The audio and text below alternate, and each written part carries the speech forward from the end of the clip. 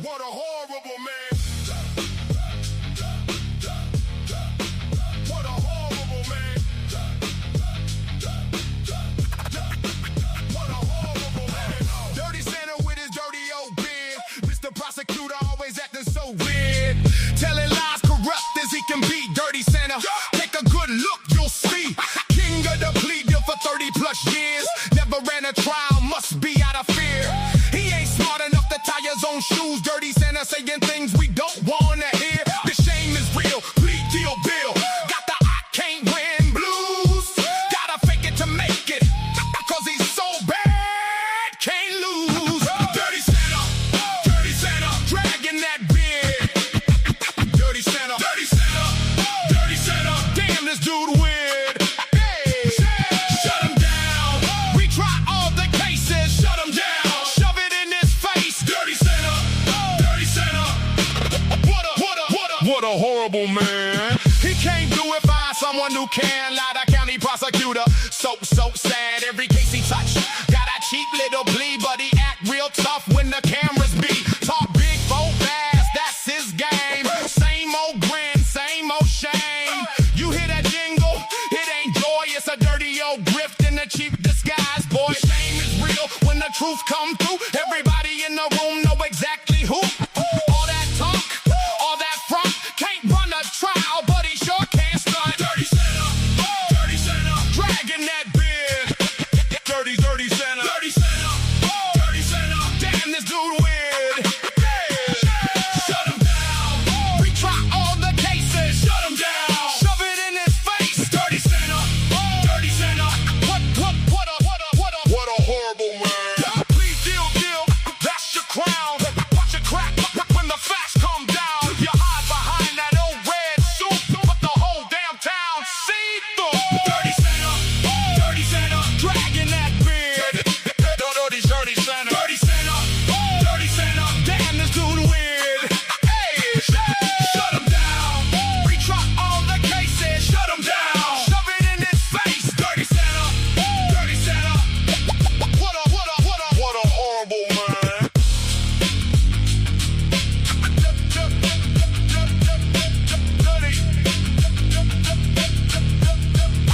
What a horrible man.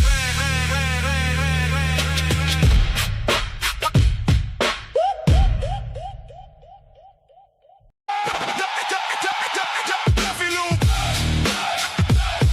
What? Jeffy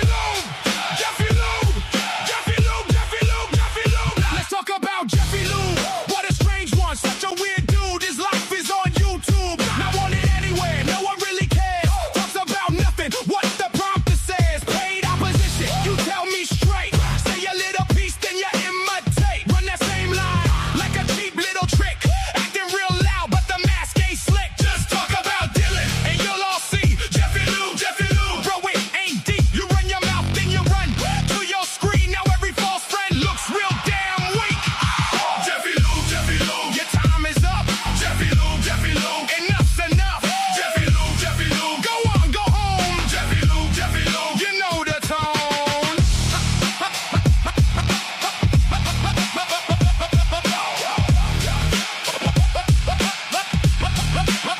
Is the pay really worth it for pretend friends? Smile for the camera, then it all bends. You know as well as I do, your time's coming down. Every fake little crown hit the floor now. Please go home, find a hobby, play your guitar, that might be your glory. You can't talk trash and call it tough when nobody's hearing you've had enough. Time to go home, have a nice day. Jeffy Lube, get out the way. Jeffy Lube, stop talking trash, nobody's listening. That same old act got no difference in it. Jeffy Lube, your time is up. Jeffy Lube, enough's enough. Jeffy Lube, go on, go home.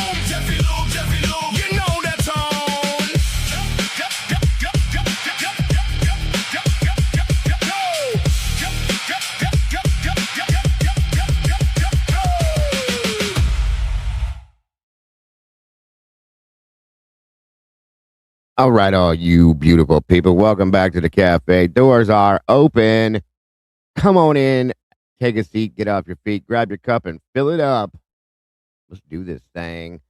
Today, we're doing a wide open discussion. People's choice. You pick the topic, of course, within the Idaho realm. I want to hear your thoughts, your feelings, your ideas, all of it, guys. It's your turn to voice your feelings and everything. I don't know what I'm saying here, sorry, but it is your turn. We will talk about it. And then some. We're going to review an interview as well, of course, with the Gonsalves, newest one that they've put out. There's some interesting points in that one, things they're doing and done, as always. So come on in, grab your seat, get off your feet, grab your cup, fill it up. Once again, make sure you're hitting that like button, share this out if you will, please, and thank y'all. Let's do this. Here we go.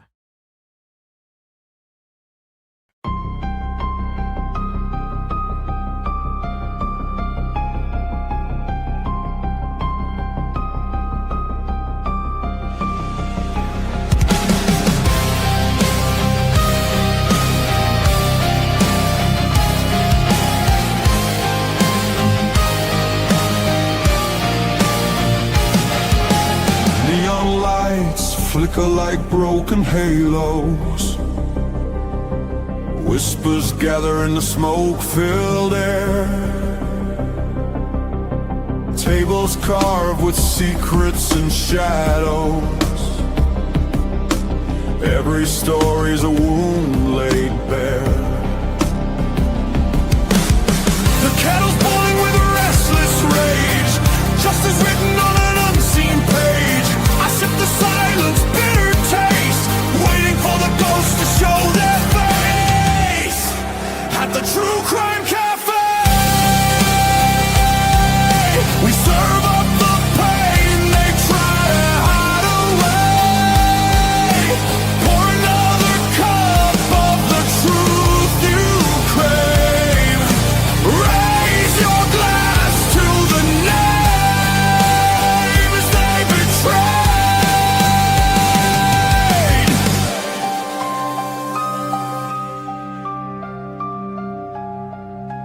Mirrors cracked, reflections are liars. Ashes fall where the guilty once stood. The jukebox hums like a funeral choir. Echoes pounding through the neighborhood. Every scar is a candlelit vow. We hunt the how, we demand the now.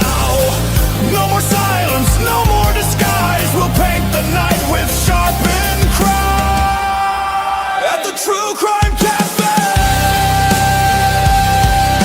we serve up the pain they try to hide away.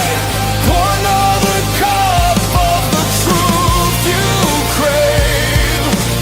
Raise your glass to the names they betrayed. This is not a sermon, it's a battlefield hymn, a requiem dripping from the bottle's rim. The guilty write stories in invisible ink, but we'll drag it all up from the edge of the brave.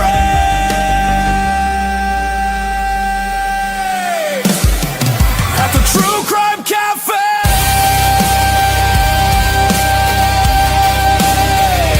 the reckoning burns like a black bouquet. Every shadow will pay.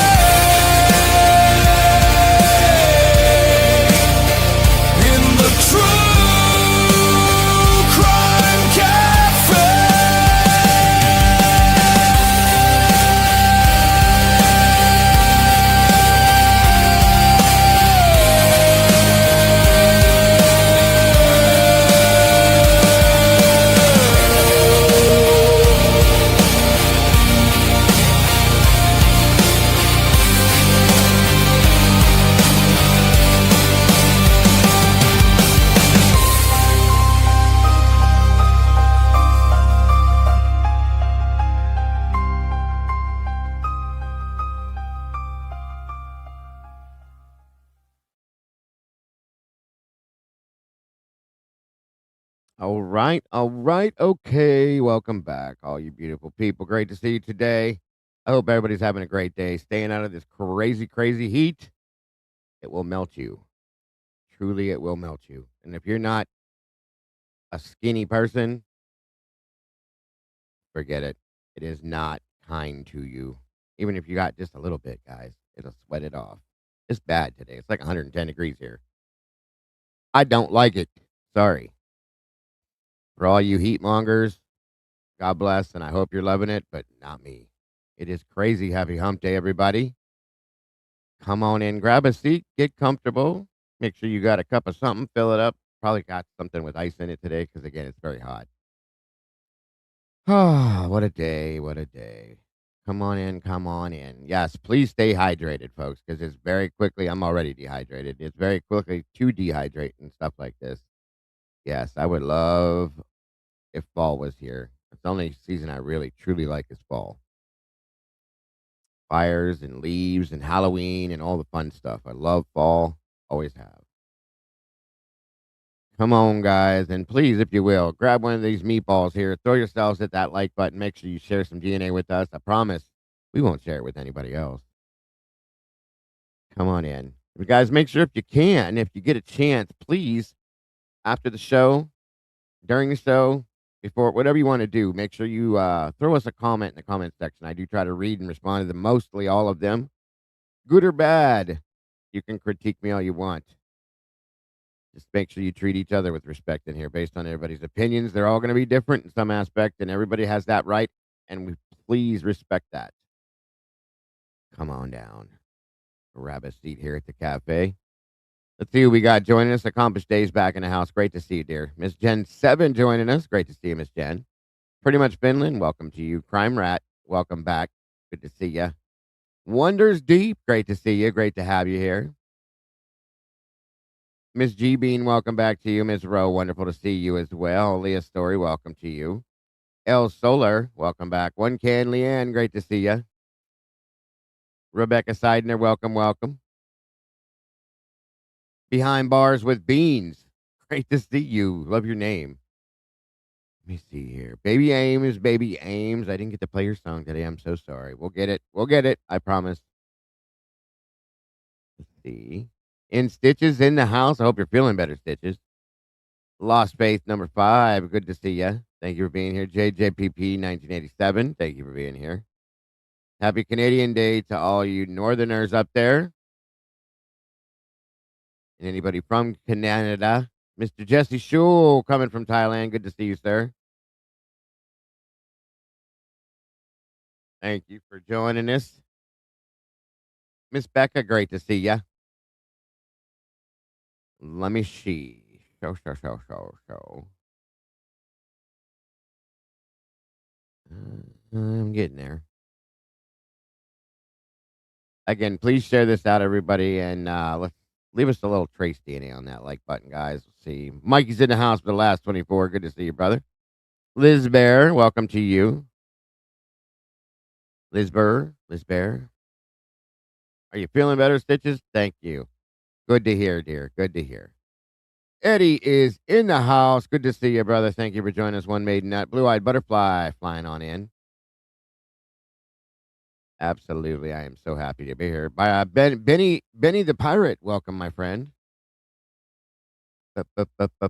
Benny and the Jets. Sorry. My mind is like a jukebox. Anytime I say something, it turns to music. So, Karmic Retribution. Good to see you, dear. Thank you for joining us. Good morning or afternoon to you. Wonders Deep. Good to see you as well. I think I already. Kaleida Hope. Welcome back, dear. Good to see you. Welcome to all the meatballs. Jumping on in as we spill some sauce today. Kate Everett, welcome. It is hot AF. I bet it is. I know it is here. Damn, it's hot. Cook an egg in my driveway, folks.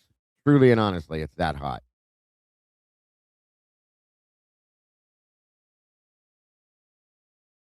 Good.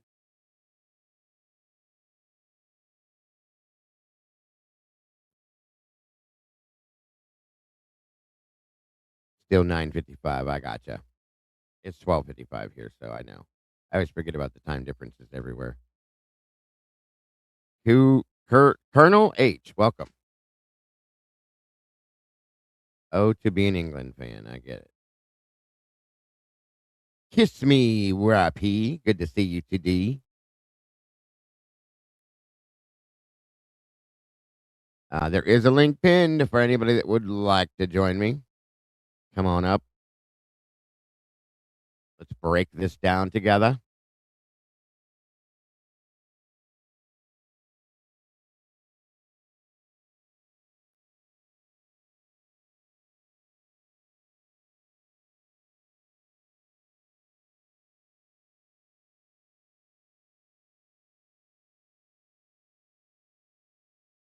Losing my mighty Congo. Losing to mighty Congo. Gotcha.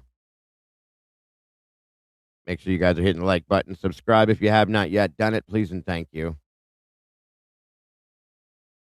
Salute to Kitty Meow Meow. Good to see ya. Come on in. All of y'all, thank you so much for being here. Round of applause for all the beautiful people. Skilla's in the house. Good to see you, Skilla. Come on down, guys. Come on down. Giraffes, bruh. Good to see ya, bruh. Hope you're all doing well today.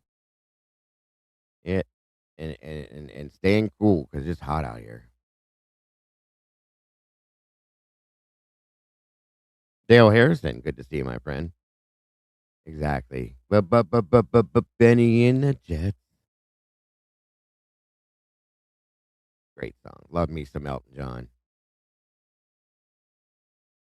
Come on in, everybody. Stud Sand, good to see you, my friend.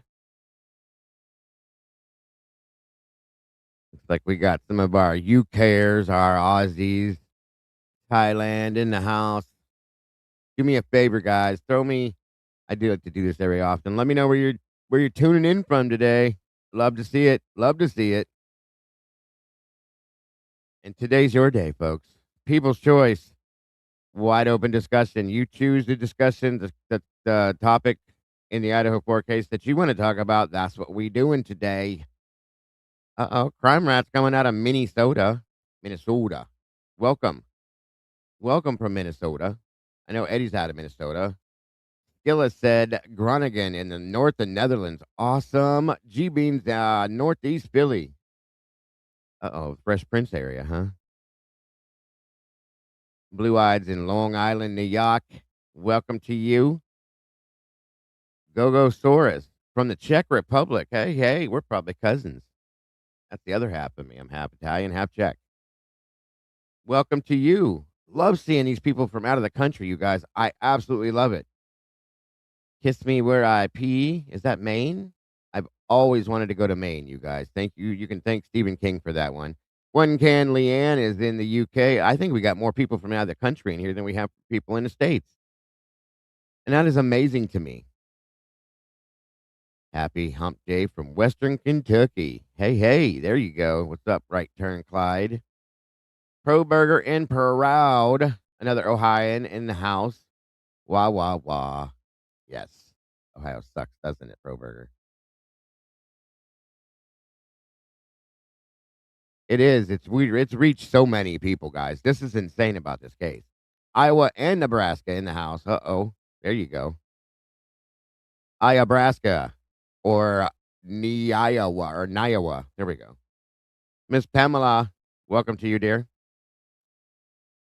Kate Eric, good to see you.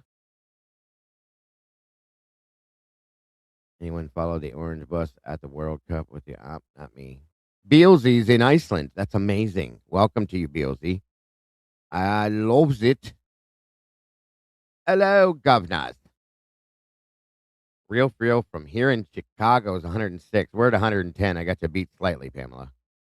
Miss Leah's coming from Statesboro, Georgia, near Savannah. It's hot down there, I bet. Carmick's in West Richland, Washington. I'm sorry. Good to see ya. Kiming Wong, Malaysia Bole. Did I say that right? I'm sorry. Amazing. Terry Weed from upstate New York. Hello. That's where Sarge is from. Upstate New York, as I say it. Upstate New York. I love it. In Stitches, of course, is a neighbor here in Ohio. Chiming Wong says California, Morocco, Portugal, Gaza protests. I gotcha. Miss Jen is in the Midwest. There's loads of people in the UK. I know. I agree with that one, Leanne. California, Florida protest. Gotcha. Looks like we got 98 peeps in the house with 47 degrees. Oops, I said degrees. 47 likes. See, I'm thinking about the heat. Craziness. Blue-eyed butterfly, New York. Dog mom, another Jersey girl in the house. Good to see ya. Uh-oh. Pro Burger and Proud said, Gen 7, come sit next to me. Nice picture. Jesse says, if you're not sure if they are from Boston or New York, ask them to say, park the car. It's a wicked pissa out here. I got a couple friends from Boston. I love listening to their accent. Park the car. The heat, Karmic, is beyond. It's 110 degrees here with the real feel. It's crazy. When it's coming soon, Miss Jen. It's coming soon. I didn't get to do it Sunday. It's coming soon. Probably what is today? Wednesday, Thursday, maybe tomorrow night. Maybe tomorrow night, and then I'll do another one Sunday. Miss Kathy's joining us today from the Indie Zone. Let's drop that link for Miss Kathy, guys. This lady's amazing. She does some amazing things and helps us to understand these crazy ass documents that we have to look through day after day after day to understand some of this case and helps us to get through it. So thank you for that and all you do, Miss Kathy. Guys, please make sure to subscribe to Kathy's Indie Zone. If you got questions, you may get answers. I'm telling you. Thank you so much, Miss Kathy. Always appreciated.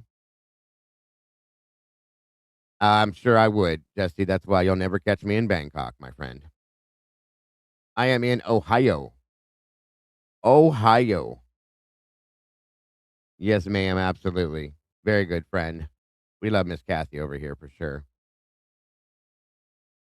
There's the link right there, guys. Make sure to subscribe. Hit the notification bell. You don't want to miss anything Miss Kathy puts out. I'm truly telling you, you'll be disappointed if you do. All right. Take that heat, turn it up a notch, and add hot garbage. I'm good with that one, Jess. I am good with that one. We have areas like that here. Kensington and Philly, about the same when it's hot. Wonders Deep said, staying in Rosarito, Mexico for now with my daughter and grandchildren from Alabama. Hey, hey. Roll Tide. Roll Tide. That's right. That's right. I love me some Bama. Roll Tide.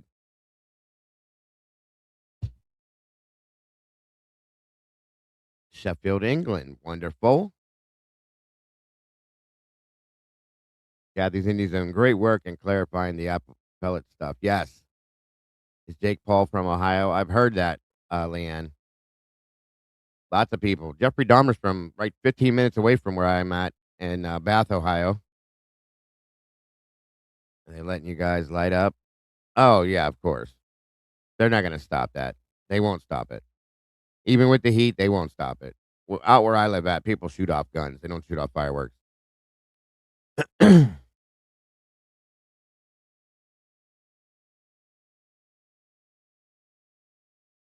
That's one super interesting. I wish we could play that video. I swear I hear a guy in the background say, I know. Interesting, Miss Kate. Interesting. Thank you, Miss Rowe. Sweet Pea's in the house. There she is. I was wondering where she was. I do have the link pinned at the top of the chat. Today's People's Choice in the Idaho 4. You discuss what you want to discuss. I'm just here. It's your show today. Foxy Rose, great to see you. I live on this rock that eats its. I love it. That's awesome, Foxy. I love that. Let's see here.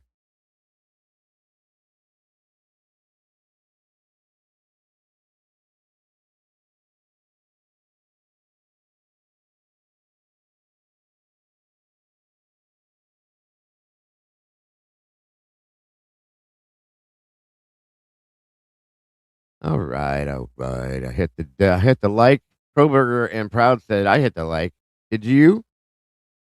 I hope you did. Mandy Gillian, welcome to you and happy hump day as well. It was one of the first 10. Let me see. Let me go back and see if I can see it. I'm trying to read them all. I got quite a few rolling in here. We got 111 beautiful peeps in the house. I saw the one where you asked where I was from, Crime Rat. I said I'm in Ohio if you didn't hear me.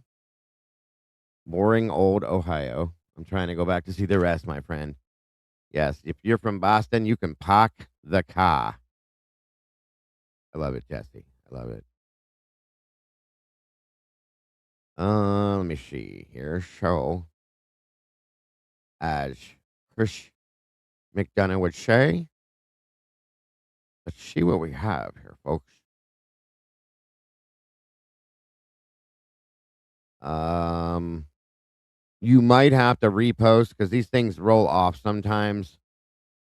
LM Minty, welcome for you. Welcome to you. Sorry, not for you. Sometimes the comments roll off when they're rolling, when the chat's moving quick, and I don't get to catch them. So I'm sorry if I missed it. I'm trying to look. Don't know if it'll let me get up that far. If not, just repost your comment if you don't mind, Crime Rat, please, and thank you. Oh, it keeps moving them. It keeps rolling.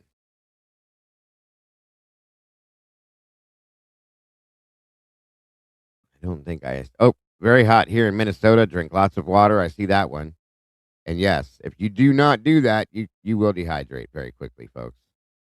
We have a heat index warning out around here too. They're telling people to stay in the house, which people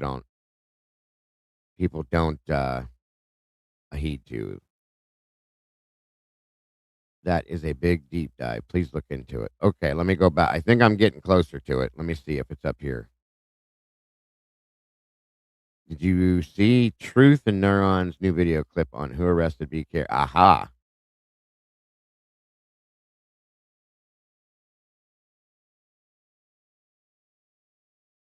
Got you there now, Crime Rat. I will definitely look into it. Speaking of Truth and Neurons, you guys, Truth and Neurons is going to be joining us here on the Verdict Room with myself, Miss Kim from Typically Unique, of course, Logan from Bronx Tales, and Mikey with the last 24. He's going to be joining us on the 11th of July. So make sure you tune in. That's Saturday, July 11th, 6 p.m. Eastern Standard Time for Truth and Neurons. Ourselves here are going to get together and have a discussion. And then the following week, July 18th, we will be joined by Mr. Jay Embry himself. Pavarotti is going to be joining us here for the Verdict Room, July 18th, 6 p.m. Eastern Standard Time. That's going to be a great one, folks, as well. So we got two great shows coming up real soon here. We'd have had something pinned or set up for you guys for the 4th, but it's a holiday, so I figured you guys didn't want to bother with us. But I'm looking forward to it. Did you see the new bit? Yes, I did. I did catch that one. I haven't seen that. Maybe we'll review that today, Crime Rat. Tutti Frutti 007, good to see you. It's raining in the UK. You guys get a lot of rain. We've had a lot of rain this year, too, though, so I understand it. It does. Yeah, you could cut through the humidity. Yeah, Pavarotti joining us July 18th. Truth and Neurons July 11th. And, of course, this Saturday, I don't know. We might roll something out this Saturday anyway. We'll see how the day goes. Depends on who's doing what, who feels like it. I might pop in here. Who knows? We'll see what happens this Saturday. Might just have a little celebration type stream. I don't know what we'll do. It might not do anything, so don't get it too excited because it's a holiday and I want to give everybody the option to have their holiday, of course. But I'm going to run a poll real quick. Waiting on everybody to jump in here. Let's see what you guys say.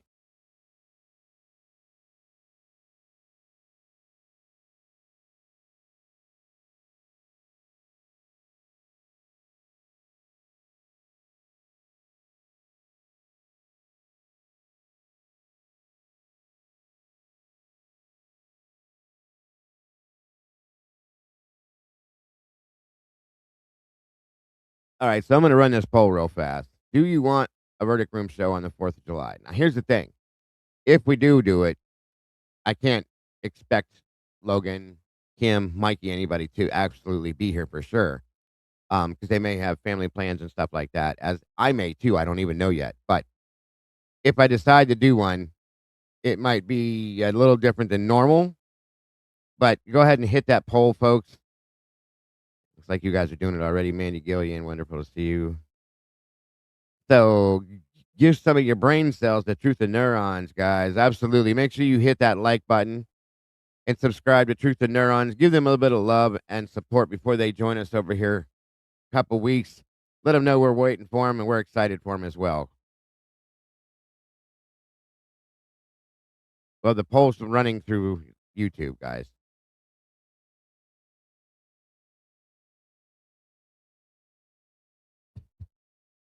Well, Mikey said he will. Kim's free, and so is Logan. So we may be doing a show, you guys. I just want to see what you think. I don't want to have a show, and it's just the four of us talking to each other. Always hit the like me. Yes. Thank you, Tootie. Celebrations are great when you have a good reason to have one. Bronxy is doing better. I talked to Logan just a little bit ago.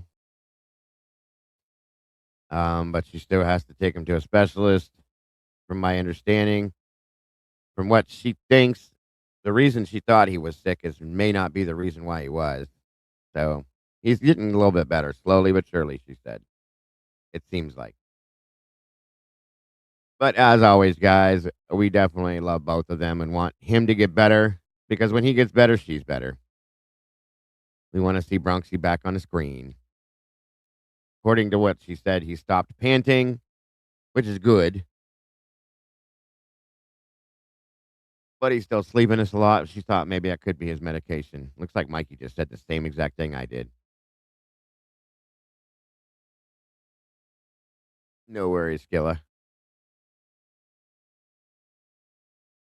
Sounds good, Judy. Good for you.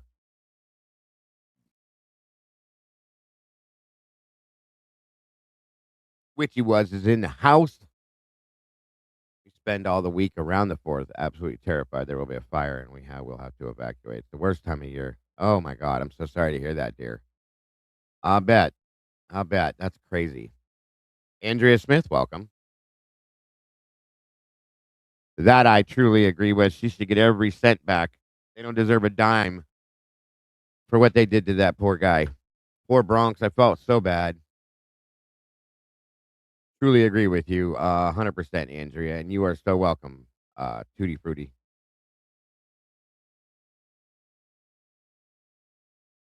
Well, we're here if you need to talk about anything, Witchy. All you got to do is hit us in the Discord, dear.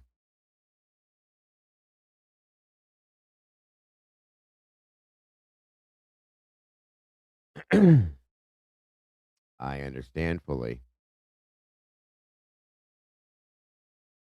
I get it.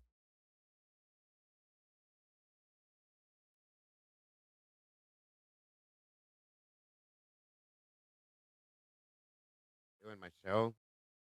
Doing my show. Trying to.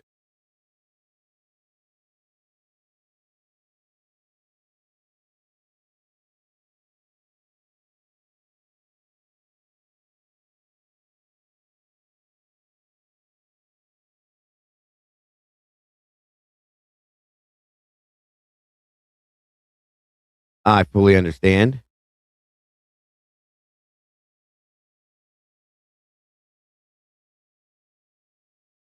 That is a fact.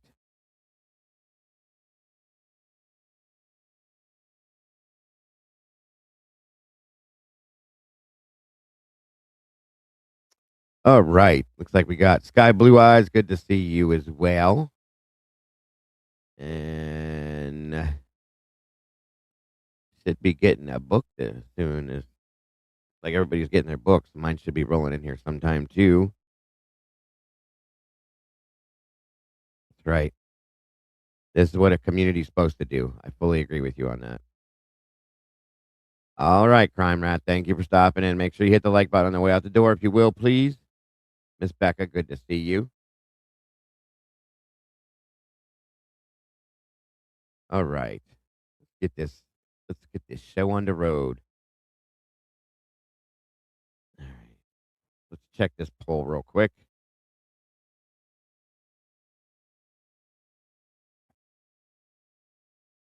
Do we want a verdict room show on the 4th of July? 83% said yes. 7% said no, and 10% said I don't care. So I'm venturing you guys like that show, huh? That's my guess. Oh, it looks like the book will be here today. That's awesome. Paco's in the house. Good to see you, my friend. Good to have you here. All of you guys are amazing. I really want to let you know how much. Excuse me. Sorry about that. Doc J, good to see you. Great to have you here. Good Lord, Doc. I'll be praying for you for sure. Um, I want to thank everybody that has supported this channel, this community, the way you have, along with myself, typically unique with Miss Kim, Mike, the last 24, and of course Miss Bronx or Miss Logan with Bronx. You guys, it means a lot. Okay, it does. In every aspect. So just know how important it is to us, how you guys are, and how much you support us. That means everything in the world. I truly love the people in this community, like with my soul, folks. I do. So understand how important you guys are and how much we do love you guys. And that's with everyone. I can speak for myself, Kim, Mike, and Logan. I can promise you that. Every one of us feels exactly the same way, without a doubt.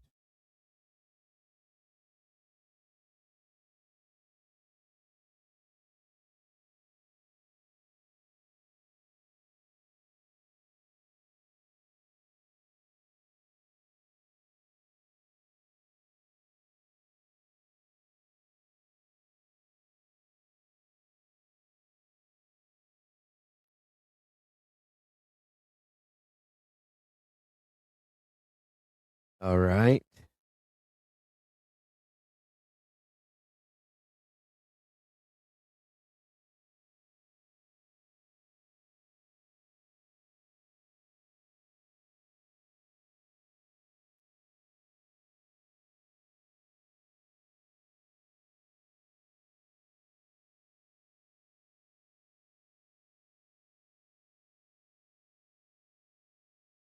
Just a minute. I'm trying to get this loaded up here.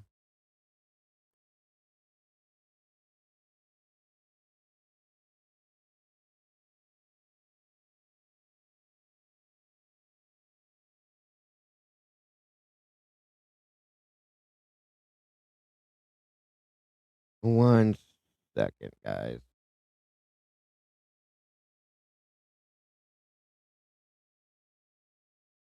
All right. Sausage biscuits. Good to see ya.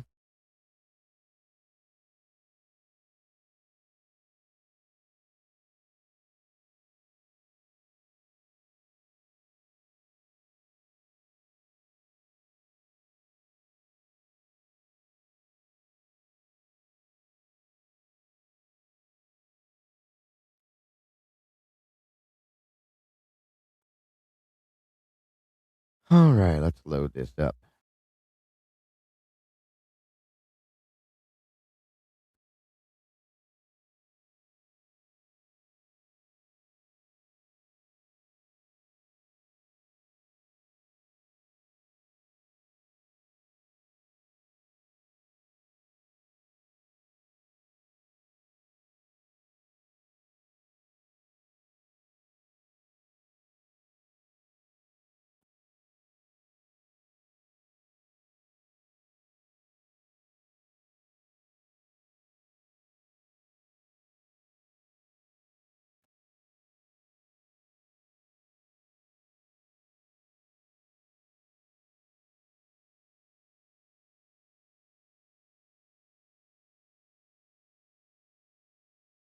Okay. They're gonna let me pull it up or not?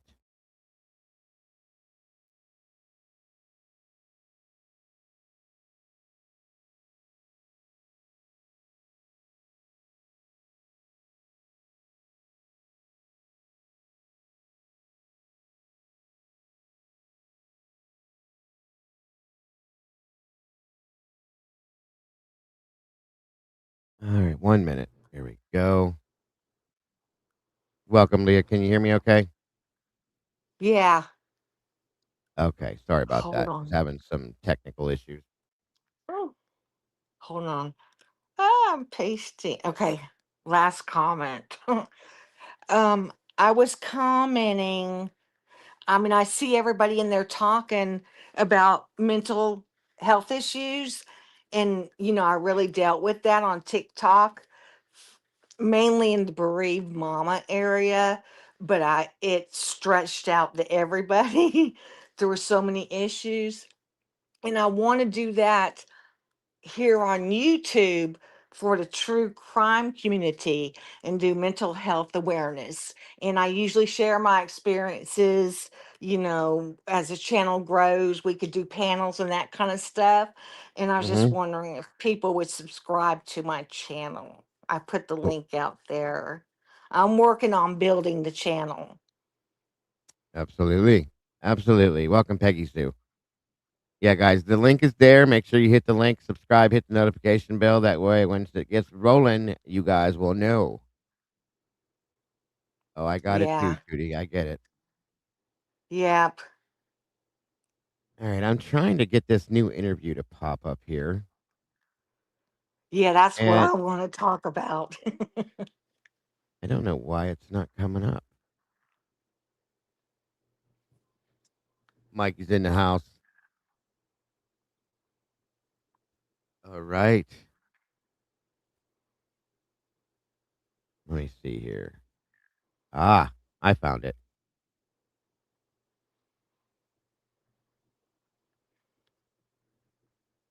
All right, 1 minute, guys. We're going to review this and then we're going to break it all down. And then whatever your topic that you guys want to discuss, we're going to do it.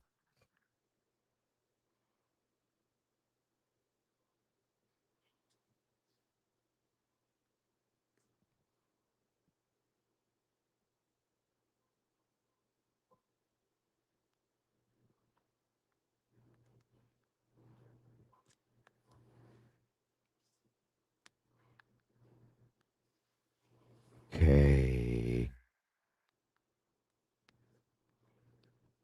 Go. This interview was done with a channel by the name of Murder Unscripted Podcast. They did an interview with Stephen Christie. 1 minute.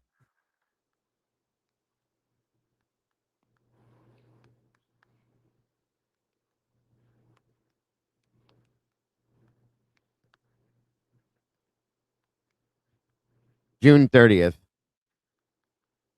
is when they did this interview, for those of you that didn't know. And there's the link for the channel that gave the interview. Make sure you guys check them out. If you will, please and thank you. And Enod's in the house. Good to see you, Enod. Thank you so much for joining us today. Kim Young, welcome back, dear. Good to have you here. Good to see you.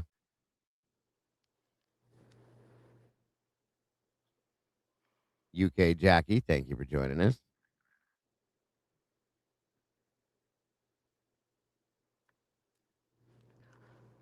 Okay, let's get this thing moving. Sorry for the delay, you guys. Like I was saying, I was having some some weird stuff going on there. All right, let's check it out. Again, if anybody wants to join us, you're welcome to hit that link there in the chat. Come on up, express your feelings, thoughts, opinions, all of it. Today is your day. All right.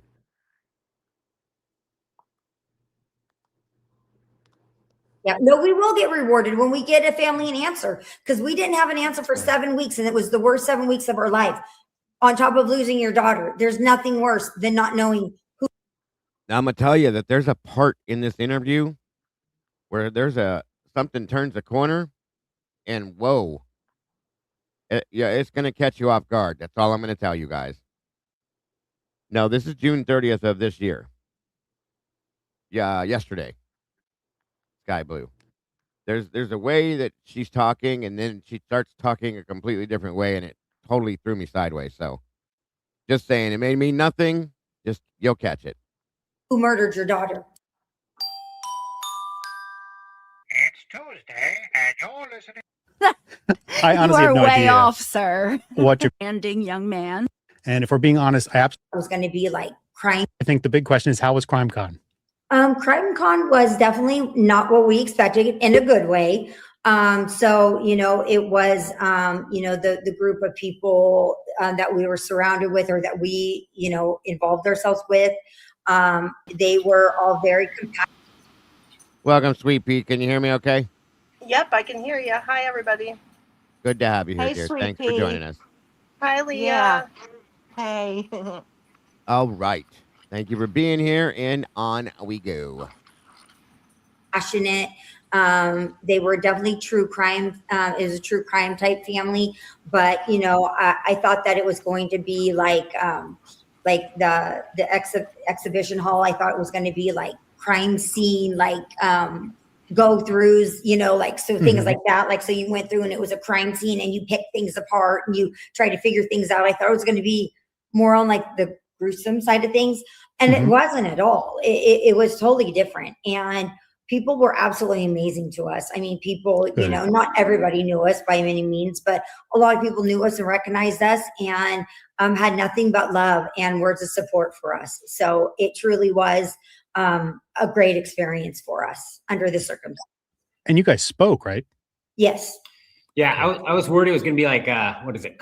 Thanks for being here, Jen. Welcome, Beverly Fike. Hope to see you again soon, Jen. Comic-Con, where people go in there and they like pick teams and that kind of stuff. And I wanted nothing to do with anything like that. But I was told, you know, that actually that you're going to meet, you know, hundreds and hundreds of people, if not thousands of people, that are trying to work to make the world a better place and make it safer. And once I heard that, I was like, all right, I can get behind that. Can I throw us completely off course and ask about is that a furry friend behind you? There's a couple of them, yes. Yeah, we've done interviews where they thought Christy's stomach was growling and it was just the dog snoring. Yes. I love that so much. What kind of dogs? They're Brussels Griffins, and we have mom, dad, and the baby, because the little runt, I absolutely fell in love with, and I couldn't separate with them, and I begged him to have them, and he was just like, fine, we could keep them. So we have 3, but they're very small dogs, and they are they're family. They roll together. Yeah. So I get it. They don't go anywhere without me, so they're right there. They're as close as they can get. Here's one of them. Oh, get them out. Yep. Oh my God, you're so cute. You got to be kidding me. Here's a fested. So cute. Look at that baby. Stop it. We have, you guys probably don't know this, but we are Patreon. Do you know what Patreon is? You may know from having a podcast or adjacent. So our Patreon program, all of our subscribers, anybody who joins, 20% of everything goes to a company called, or an organization, I should say, they're called Courthouse Dogs Foundation. Awesome. And yeah, these are dogs that, they're facility dogs that are trained to sit with like rape victims and children who have been molested while they tell their story, either on the stand or something. They're just therapy dogs, basically. So we give to that organization. I don't know if that they were there, but something like that was there. A foundation like that was there at CrimeCon with dogs, and they were like courtside. They were like courtside dogs. Yeah. And I mean, I was like, oh, they're dogs. Yep. I mean, I just love dogs. Yeah, like the arm makes you more relaxed. Yeah, Totally. That's I'm great. a firm believer that nothing can fix a problem better than just like hugging your dog. I don't have kids. I have 2 fur babies who are the loves of my life, and I feel so much better when we talk to other dog lovers, because if they start barking, I don't have to awkwardly You get it. and hit the mute button and everything. And they might bark, so hopefully they don't. Totally fine. It's only if it's like UPS or something rolls up. Yeah, that's when they get all attack mode. Yeah. Christy, I see on your finger, did you find your wedding ring? No, this is just my solitaire, but I wear a band with it, and the band that I wore on top. Yeah. That sucks. I saw that on socials. I felt so bad. Yeah, I was like, and I told myself that morning, I was like, gosh, this is getting awfully loose on me. And I kind of did the handshake, and I thought, you should take it off and just put it in your purse. And I was like, it will be fine. An hour later, I was like, it's gone. I told myself to take it off. I didn't. So, but I have had it for over 30 years. So it is kind of It hit me a little harder after, like at first I'm like, oh, well. And then on the plane home, I'm like, well, yeah, you were so wrapped up in the excitement of everything. I was like, it is what it is. And, and then on the plane, and ever since I'm like, my ring. Hopefully you never know. Somebody might turn it in. I'm still hopeful. We'll be there next year. So maybe somebody. Well, people are looking out for it. So it's pretty simple. Just a gold band. It's a size 4, nothing, really remarkable about it. So it will be fun. Well, you guys, I want to lead with this, and this was not our intention until last week, because just a few weeks ago, something happened that was devastating that I know you guys felt. And that was that some new details of the autopsy reports were released. And this is the only question I'm going to ask about this. But Steve, last time this happened. By the way, you guys, there's no comments that I've removed. So it's probably YouTube if there's anything being removed. Just try rephrasing it different ways. Did you have a comment removed, Sweet Pea? Yeah, it was the one that you put up there. But I mean, I don't know if it was like why, but it's still there. I see it. Oh, this one here? Okay. Yeah. Yeah, it's still there. Okay, cool. I mean, I don't know. That's weird. I think other people were saying they didn't see it, so I didn't know. Yeah, if you guys see that, let me know, because it's still up there. I can still pull it up. Okay, cool. That's weird. YouTube will do that from time to time. I was getting ready to say, if they remove that comment, that tells me exactly what they're doing. Oh, you're okay, G. And you were actually on News Nation and voiced your frustration that strangers saw these before you did. And here we go again, just a few months later. But I know you've been fighting for transparency since day one, but this feels like a different kind of blow, because there's a difference between wanting the truth and having it handed to the world before it's handed to you. So if you can just how are you guys feeling? One of the reasons why something like an autopsy, Idaho itself protects those. My daughter worked on a new bill to further strengthen that. Again, we are not trying to get it out of the courtroom. We're just trying to get it out of the public view, because we're afraid that things like this can generate, the interest of a future killer. So yeah, it was terrible. We talked to our lawyer. We wrote letter. He emailed and said, "Hey, you guys got to do a better job of redacting these type of things." I mean, they didn't even redact your medical information, which is just, if we wanted to sue, we could sue these guys, because they're terrible at doing their job. He has a very simple job to do, and he just can't do it. He's in retirement mode. But we got time. We want to do things like this. We want to be productive. We want to work to make the system better. And that's what we're trying to focus on. But yeah, it just seems like it's just one hit after another. You think you're getting at 3.5 years, you wouldn't have to deal with this anymore. And we still are. Yeah. And we have Kaylee's autopsy report, but it's not, it's something that we have skimmed through, but that is not something that you just want to dive into, a little is too much, so it's not like we have just, these aren't characters in a movie. This is your dog. Gone line by line. Read through it. So, we can't say that we haven't seen it before, but there is a lot, even though we have them, that we haven't. And these YouTubers, these TikTokers, they don't miss anything. So it's all out there. Well, everything's an opportunity for them to get more attention. And we never got we just learned things about what happened to Kaylee, which is, Maddie Mae. And we're just hearing stuff about Maddie Mae, and we're just like, I can't believe that's true, And again, we wish that we had a source of truth and we had somebody that we could go and ask to make sure what we're hearing is true. But yeah, we're still being shocked by, book releases and things like this. And yeah. And I wish I could tell you it's going to stop, but this world, you see it. You see it at CrimeCon, how feverish people are about this whole genre. It's almost like murder's entertainment for them. Yeah, and in our court, we're only to 25. They're releasing them in backwards order. So we went from 26, the most relevant, earliest stuff of the plea deal, and then we're working our way backwards. And we're almost done with 25. So we still got all of 24 that hasn't been released, and then 23. Wow. And then we get into 22. So, I employ the Idaho to do a better job, and just you know, if this was a private and non-government, we'd be done with this. But sometimes you see these type of people that it seems like they don't take the job serious.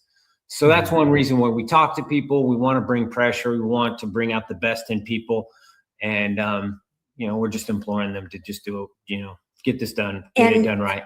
At the resolution of the case, and I say resolution that way because we wanted the death penalty.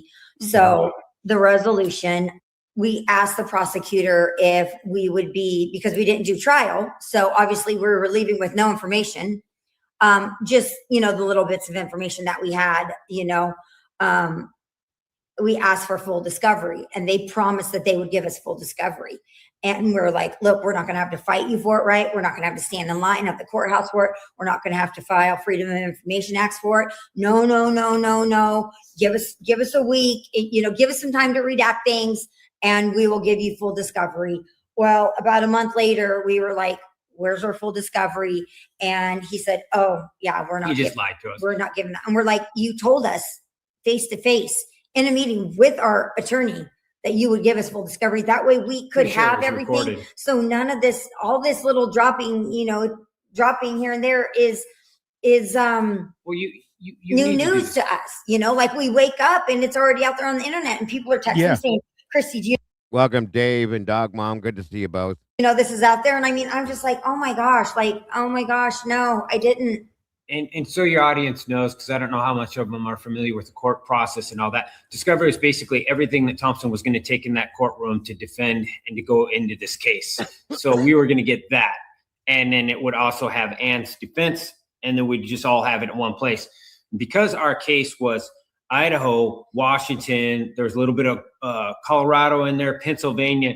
We were like, we can't do Freedom of Information Acts and federal. I mean, we'd be doing this forever. It would take you years. Yeah. It'd take us years. So we said, can you just do the right thing? Of course, they didn't want to tell us no when we had all these cameras right when we're going to the courthouse. No, they lied to our face. They did. And then said, waited, you know, not now we're talking to people, but they played a game, and that's why I'm holding them accountable. And people think, well, he sure is hard on them. Well, it's things like that.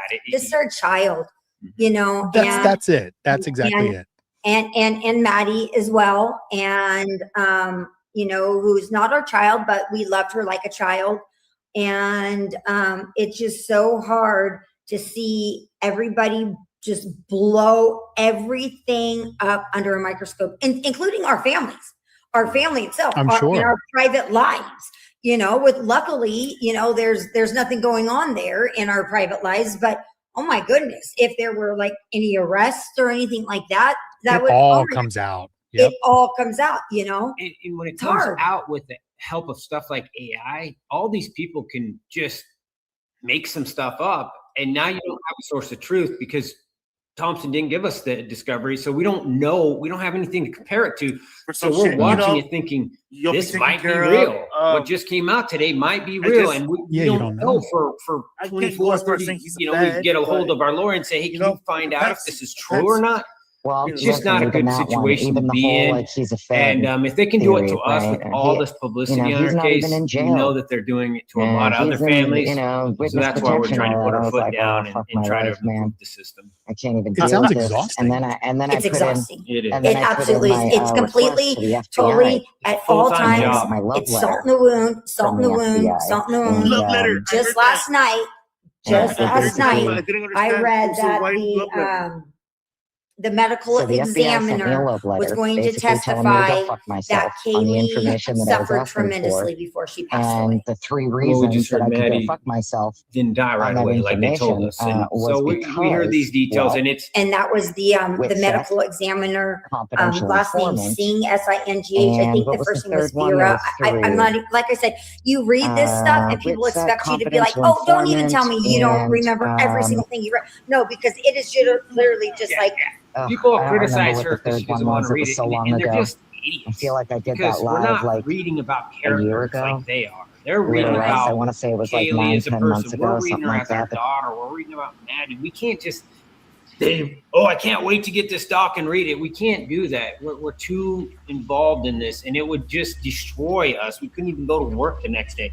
So I would implore people to use a little bit of, thought patterns, put yourself in our shoes and realize, yeah, there are plenty of docs that we can't read because they're just too personal.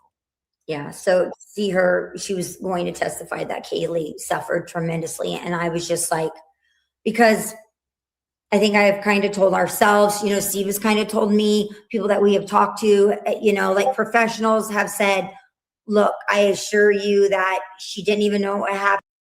Sorry about that. It was my fault, guys. I was doing two things at once. My apologies. Just ignore it. Move on. And like it was fast, it was over, you know, like she just didn't even have time to, you know, the adrenaline was going and this and that.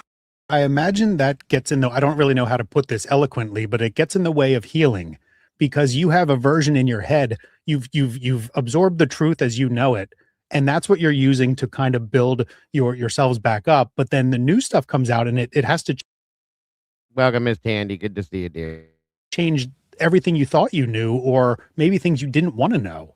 Yeah, exactly. 100%. It's kind of how you've also dealt with the scab, dealt with the wound. And then when you realize that you were lied to and you went to bat and you did interviews and now people say you're lying because you're defending something that was told to you. We were first told that they were passed out, that everybody had been heavily drinking. They came back from the bar, they fell asleep in their beds, they were attacked in their beds. And that's what it was, in a very generic form, because they were so scared to tell anybody because the case was so big.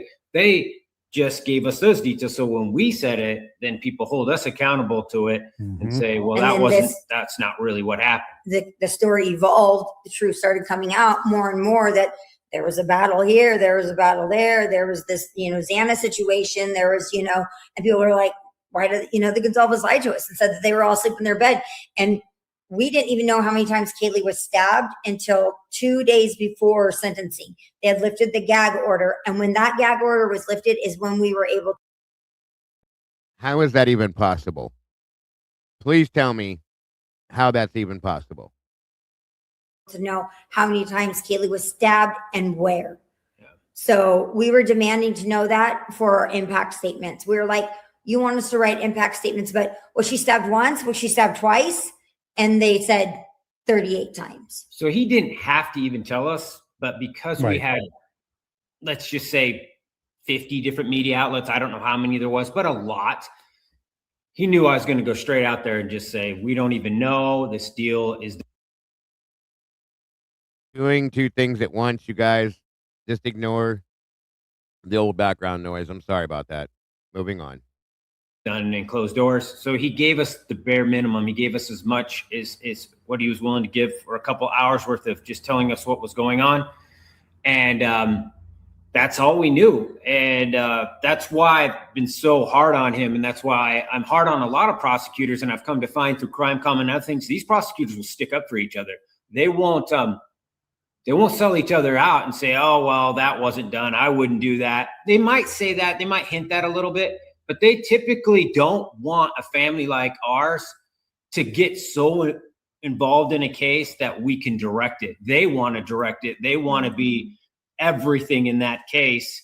And we're going to have to write laws because they're not going to do the right thing. They literally, when somebody does the wrong thing like Thompson clearly did, nobody really thinks he did the right thing, but nobody comes forward and actually says it except for, you know, family members. Mm-hmm. If there was a lot of prosecutors standing up right now and saying, that man 100% should be like removed from office. He's an elected official. He should be done. Then that'd be one problem, but they don't say that. They'll back him up. So now we'll have to go above their heads and create laws that force the right thing to happen. Well, they look at it as the plea deal was a win. They feel like they protected us from so much not going to trial. You know, but it's like in reality, it just is all coming out in the slow trickle in the long run. Whereas this court, this trial was in August done a year ago. To November, and it would have all came out. The battle of the experts would have been like boom, boom, boom, boom. They just extended our here's pain. Everything. They just extended it because now you get the defense experts, you get all their testimony, and the state's testimony still hasn't even came out. So everybody right now just has all the defense experts testimony no rebuttal. with no it's rebuttal. The opposite of what a courtroom would do. So everybody just is taking that 100%, but it's like the state stuff is still coming. Whereas in a courtroom setting, it would have been like bam, bam, bam, bam, you know? It's wild because I feel like this is exactly what you guys were fighting against. You fought so hard so that this didn't happen. Like, do you feel that this fear has come to life despite all of the work you put in? Yes. Yeah, I don't know what another family could do. And that's where I'm at. That's why we go to legislators, because we're like, if we have this many eyes watching and this many people paying attention and they can still do this, and then, like I said, other prosecutors don't call this man out, they defend him, then we have a systemic problem that just has to be poked and prodded and fixed from the outside in. It can't fix itself. So, and I don't take that lightly. I don't want to get into somebody else's business model and tell them that they've got a problem, but and there's clearly 4 families here, you know, and we respect every one of the families to the, you know, with the utmost. And why are none of the other families speaking out then? That's something I've always wondered. None of them have spoke out like this. None. You got to wonder why. And, you know, it just goes to show that different families deal with things differently. All of us have. All of us have dealt with it, and none of us are right and none of us are wrong. Some people wanted the plea deal, you know, some people didn't. But when you say you want a plea deal, but you don't know the details of the other children, and you might not even, like us, didn't even know all the details of your own child. Your own child, right. Yeah. And you're not pleading to a deal with enough knowledge to know the totality of what somebody did. And that was done on purpose. That was a strategy. And when I get manipulated, well, I have a problem with that. And then I get vocal. As you should. Yeah. So he tried to manipulate us. He thinks he's smarter than all the families. He thought he could play this. This is probably the one thing I'm with you on this too, Sky. Thompson is a narcissistic manipulator, and 100% he did. I'll say that much is true. Little divide and conquer, and then at the end he'd look like he did the best thing for everyone. He was doing it for us. He was trying to keep us from pain. But we've all discussed and we've all learned, and some people were tricked. I believe they were 100% tricked. And here we are a year later, and it would have already been over. If we went to a courtroom, it would have been the fastest, cleanest, and the best way. And now other families, if you're ever put in this situation, know that you might face something similar, and the best bet is to go to court. I guess the best thing about the plea deal is the years and years of appeals. Mm-hmm. But, you know, we had talked as a family, and we said, we will give everything. We will be every single court case through the trial. We will be there. We knew there were days at the trial we wouldn't be there. We weren't going to watch pictures of our daughter, you know, her autopsy photos be up there, right, or any of the other kids. Yeah. We weren't going to be there. We'd say, hey, this is happening. We're not going Tuesday, Wednesday, and Thursday, you know? So we didn't plan on being there for every day. And we knew we could also get up and walk out at moments if things got too hard. But we had planned to give that whole entire system 100%. And then we had discussed, we get to it, and then the appeals start. We were done from that point on. We let the appeals play out. We ignore, you know, I mean, as much as you can, you know, but we weren't going to be, you know, killing ourselves to go to every appeal, killing ourselves to stay on top of everything. It'll ruin your life, you know, at that point. It consumes you. Yeah. Yeah. We had planned on. So we're giving handed that to God for our daughter. And then the system is the system. And then the appeal process, that's how our family looked at it. So, you know, and people say, oh, the appeals process. And we understood. And like I said, we had talked about it as a family. We said, you know, after trial, there'll be appeals and this and that, especially if he gets the death penalty. There's, you know, one at federal level, one at state level, you know, and we're like, tie it off and say, you know what? Jeff and I prepared us for that. He gave us a really, really good thing. Yeah, and that's one thing is something I should do a better job is when I see the prosecution, Jeff and I and the AG are not a part of that at all. The AG, they were amazing. They did a great job. It was just, I try to keep it just to Thompson and Ashley. Sure. Not as much. Sure. Well, the intention of this was never to pick at that scab. Because this literally just happened, I felt like I needed to address it with you guys. But the whole point of being here is to celebrate Kaylee because it's her birthday month. So Steve, I'm going to ask you this because I have a daughter and I have a version of her in my head. So I want to know when you close your eyes and you think about Kaylee, what do you think about? Probably her laughter and how she liked to really like trick you and like get you to believe something. And she'd come into the house like her car just in an accident or something. So pay attention closely here, folks, and watch the line of speaking that they use and how it changes. It's so weird. This weirded me out, honestly. Something.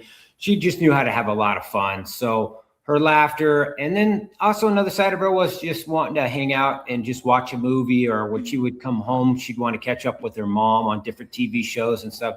She was very much a family person. And when something great happened to her, she wanted to come back home and share it. And that's really what I think of her. And I just wish I would have took even more time. I wish I would have took a little bit. Every single time they left, all of our kids would give hugs and tell them we love them. So we knew that was fine. But, this is a fast world, man, and things were going. She was in college, so she was Zooming. So I just wish I could have spent a little bit more time. It's one thing you can't get back is time. There is no rewind button, not even a quick zip. Kaylee was the middle of 5 kids, and from everything we've heard, she was fiercely independent from a very young age. So where do you think she got that? I think it was her placement in the family, because Stephen and Olivia were, Olivia was about 4.5, 5 years older. And Autumn, let's see, Kaylee was born in 2001. Autumn was 2005. So Autumn, the next closest one, was 4 years younger. So her and Stephen were the closest, but Stephen was more like with Olivia. Autumn and Aubrey were the littles. So we had the bigs and the littles, and then there was Kaylee. So she was constantly, fighting, obviously, to be with the big kids, because she wasn't a baby, so she was constantly fighting for her place in the family of where she fit. Had an older cousin. And she had, older cousins, right. 2 older cousins. And so she walked at a very young age. She talked at a very young age. She wanted to be right there. And we would be going somewhere, and we'd be like, Stephen, Olivia, you guys get your shoes on. And here she is, just this little tiny thing, running, grabbing her shoes, and like, about me, trying to put them on backwards and inside out or whatever. And we're like, we're coming, honey. We're coming. We got you. She, about me. That was like, I think that was like her first, sentence was about me. And it's Melissa's too. Yeah. She had FOMO at a very young age. She was not going to be left out ever. And well, she never was. We were never going to leave her at home. But she was just like, dang, how come I'm not getting dressed yet? And we're like, you're coming. We're getting there. You're in the middle. You're in the middle. And her brother, because it was a while before Autumn and Aubrey came, but Stephen had a binky. He loved having that binky. And, he'd be sitting on it, chewing on her, whatnot. He's about 3, probably a little old for a binky. And she would run up and she would snatch that binky out of his mouth. And she never wanted anything to do with one. Never. Unless it was his. Unless it was his, right. That's not the point. Yeah. And he would get up and he'd say, Kaylee. And he would chase her down. And she would with her. Toss it. Or she would run in the bathroom and throw it in the toilet. Literally at this little, like a year and a half, 2 years old. And he'd be like, Kaylee, this is mine. And he would pull it out and he'd say, this is mine, Kaylee. No. It was just so cute. She didn't respect his space. And if it was on the table, just happened to lay on the table, she would take it and she'd be like, toss it across the room. She would stick it down her shirt and her jammies or something. And we were like, we saw you. So when people say, why would they call her K-Bug, or why would they say her Brat? Well, because she's our kid and that's how our family worked. And if you don't understand it, that's fine, man. You're not part of our crew. You're not in this inner circle. So yeah, I just thought I just thought calling her a little brat was a little bit better than calling her a shithead. I mean, I'm not saying that that's how she was. I know what you mean. Our family works, man. But, you're being an ass, you're going to be called an ass. She was she was a little turd. You know, she would smack him in the back of the head while he's playing video games and just run off and get behind us. Yeah, and then and think it was just the funniest thing. She would take the remote. Back then we had the cordless the cordless phones. You know, those were fancy, and you had the cordless phones.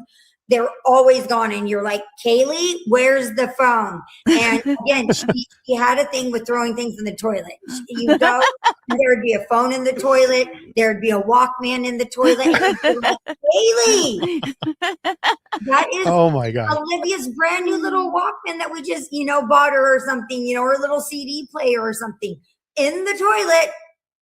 In the toilet. Speaking of things she did that she wanted to do at a young age, I heard she got her permit pretty early. Yes. Her learner's permit. Yes, she did. She was on it. She was already signed up, and she was just like, "I need the check." And I'm like, "Well, we need to sign." She's like, "Oh, no. Like, I start tomorrow. I need the check." Wow. And I'm like, "Well, who signed those papers?" She would be like, and I'm like, "You did, huh?" She's like, "I just need the check, Mom. I just need the check." And I'm like, it's a formality.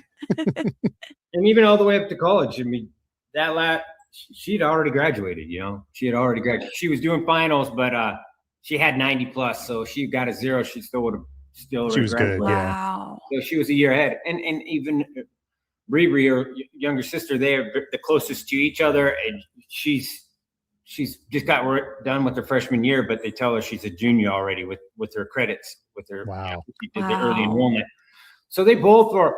It's a competitive family. When you have 5 kids and you have a dynamic that we have, where I always tried to make the kids love and respect each other. Like Stephen knew he could never put his hands on a sister, but he could definitely stand his ground and be a kid. Yeah. So he would be like, "This is mine." He would shake his hand like, "Oh," like, "I understand, this is mine." We got her up against the wall a couple times. We'd have to separate them. Kaylee, and he would push her up against the wall and be like, "Mom, Dad." And we'd be like, "Let her go." I was an only child. I didn't have these problems. She would be laughing the whole time, and he would just be infuriated. Yeah, we have people over, like friends that I've known my whole life, and they would just sit here and laugh for hours. And they're like, "Dude, you guys have like a TV show just running." It's like around. watching TV. I was just going to say. Yeah, so I love having a big family. That's why I believe Olivia has 4 children. So she grew up and she wants more. I'm like, good luck, honey. Yeah. An adventure. Yeah. Understands the value of a family. She wants more. I'm just like, woo. And Stephen and his soon to be wife, they're like, "We want like 10. And I'm like, 10? Gosh. Who's watching them? I'm guessing you guys. We stop at 3 as far as Christmas presents go. Yeah. So the first 3 will get presents. No more after that. We're going to pick our favorites. So one thing that I first noticed about Kaylee was her smile. And I feel like a lot of people say that, and I don't think I've ever seen a picture where she's not smiling. Steve, you mentioned her laugh. Like, what was her laugh like? Very spontaneous, very loud, and I always knew all this back history, so I always say it was a little honoring. But her and Maddie would be going. If somebody fell and tripped, she would be laughing. She'd pick you up, but she was still going to laugh. And then hopefully she had it on camera and then could slow motion it and add a sound effect and make everyone watch it. There is a video that it's gone viral, and they're walking through a grocery store, Kaylee and Maddie, and Kaylee is hanging on to Maddie like this, and Maddie is acting like she's totally embarrassed, like trying to get her off of her. And she's like, "I love you. And Kaylee is just laughing, and I'm like, I could listen to that over and over. Kaylee's laughing and saying, "I love you. I love you." And that is just like, oh my God, get so off loud. of me. She's like trying to off of her arm, and she's just like, it's the best video ever. That's one of my favorite. That's awesome. That would capture kind of like what she would bring to a room. That's what she was trying to. That's the one. Do it. She was trying to make memories and do fun things, and yeah. She got along with everyone. She did pull some, funny things. She would try to trick you. She would try to she did it. She did it just recently, a couple days before she passed away. Her and I went on a walk with the dogs, and I didn't know she was going to do this. Hold on a minute. Listen to that again. With everyone. She did pull some, funny things. She would try to trick you. She would try to she did it. She did it just recently, a couple days before she passed away. Her and I went on a walk with the dogs, and I didn't know she was going to do this, but we were meeting with Steve when we were done with the walk. So we came back to the house, let the dogs out, put them home, and picked him up, and we were going to lunch. And she's just like, Dad, you're never going to believe it, but we saw a cougar. We have cougars up here.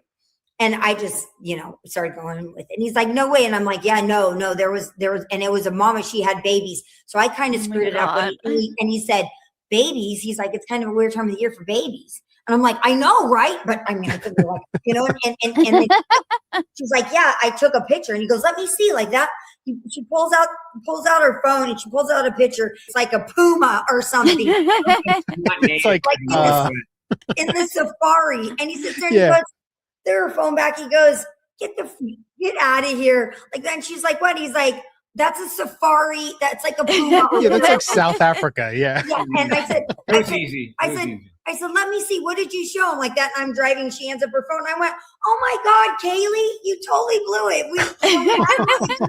I almost screwed it up by saying she had a baby. And he was like, baby, that's a weird, yeah, let me see. And she pulled out this solid, black cat. Oh my God. So I'm like, that is not a cougar, Kaylee. That is hilarious. Cougar or just big cat in the wild? But I was like, he's like, nice try. But we were like, yeah, we were scared, and we grabbed the dogs up, and we were just kind of walking, we had them for a minute. We did, even with the baby. Well, oh my God. These guys have done dangerous stuff in the past, so I wouldn't be that surprised. I wouldn't put it past them, yeah. Like calling me in the middle of Hayden Lake with the boat sinking. It's happened before. So tell me that story. Well, we took the boat out for the first time, and we just got it summarized, and we had this downpour of rain before we took it out. And the boat is jacked up like this in the front driveway. So he went and took the drain plug out. We didn't know it had been summarized, so the drain plug went back in. So as girls go, and Stephen was with us, we let the boat down. We drove the boat to the lake. We get out to the lake. They sank we the boat. Shake it. We didn't sink it. We open it up, and the boat is taking on water. Oh my And I'm like, we're taking on water. Guys, kids, put on your seat. We're taking on water bad. So, and then all of a sudden, Steven says, you think it's the drain plug? I said, no, we just got it summarized. The drain plug. Yeah, it was summarized. Steven dove down, and there's a wake plate because it's a wakeboard boat. And that drain plug was still sitting on the wake plate.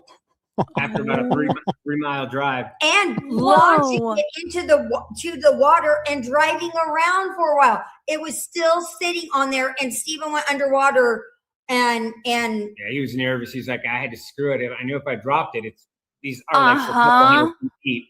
So he's like, I just screwed it in there. Stephen went down. He's like, give me some goggles. And he was like, I'm going in. And we're like, don't drop it, Stephen. If you drop it, I'm going to you're going to drown me twice. You got one job. Yeah, you got one job. Otherwise, I lost $60,000 you sink to the bottom of the lake. Oh my God. Oh my God. It was his fault, actually, because he's like, it was pouring down rain. I didn't want the boat to, the bilge should fill up with water. And I'm like, well, it was summarized. So I was like, the drain plugs in, we're good to go.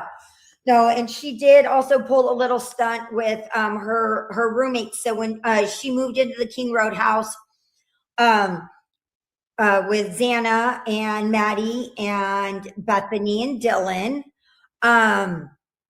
Kaylee. So Maddie knew Bethany and Dylan. Kaylee had not met them yet. So and Bethany was Maddie's little. So she really knew her, right? And she did know Xana.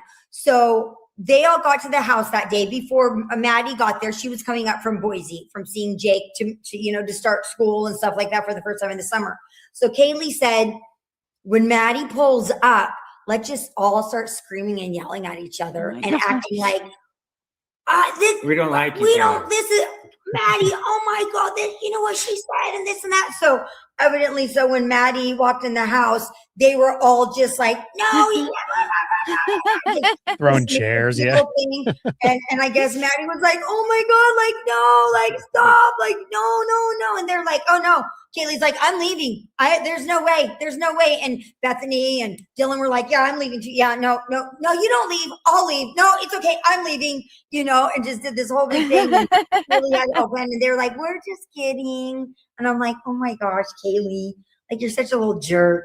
But it eases the tension, breaks the ice, and they were great friends, to the very last day. So, that's what you see. I mean, like, for them to be comfortable enough to like pretend to be each one of their roommates and kind of like there's like in that video, there's a TikTok out there for that. Each one of them played it, and it was funny, and but it also like was off their mannerisms. Just goes to show that they truly loved each other and they were comfortable enough to be able to do that. Yeah, they did a little solidarity. Yeah, they were like, guess who's who? So Kaylee has the broom, and she's like, oh my God, does anybody else clean around here? And she's sweeping and And then, so Xana was worried about cleaning. Somebody ran up the stairs with her backpack on. I was like, can somebody give me a ride? Like, I literally am going to fail my final if I don't get to school on time. And it was like Dylan, Maddie was pretending to be Dylan or something, and they were all pretending to be somebody else. So funny. Yeah, it was just, and they had they just made literally like a week before, let you know and see inside of their lives. They shared that with the world, and I think that's one reason why the case took off, is because people could watch basically 30 minutes worth of video and say, I have a good sense of which one is closest to me, or the one that is like my daughter, or that one's a lot like my neighbor's friend. So they're relatable, and it's relatable, right? Yeah, and that's probably part of the reason why the case kind of went the direction it went. So can we switch gears for just a second? Can we talk about Kaylee's boyfriend, Jack? They started dating when she was a sophomore in high school. Mm-hmm. I hear that there's a story that goes along with them dating. So Kaylee and Jack and Maddie, they all were hanging out, but Jack had a girlfriend. Oh, and they were friends with her too, but Kaylee was like, she's not that good of a friend of mine, and I really like Jack. And I remember meeting Jack in an emergency room. Well, really? We're getting there. So Kaylee and so I think Jack, he hadn't been dating that girl that long, so he started kind of, feeling Kaylee, and Kaylee was feeling him. And then so he had just got a car. So Kaylee, Maddie, and Jack went off campus for lunch, and they got in a car wreck. Somebody T-boned them. Oh my gosh. And it wasn't that big of a deal, but an ambulance they were glass. They were all cut up. They had glass in their eyes, I remember. That's not a joke. That's Yeah.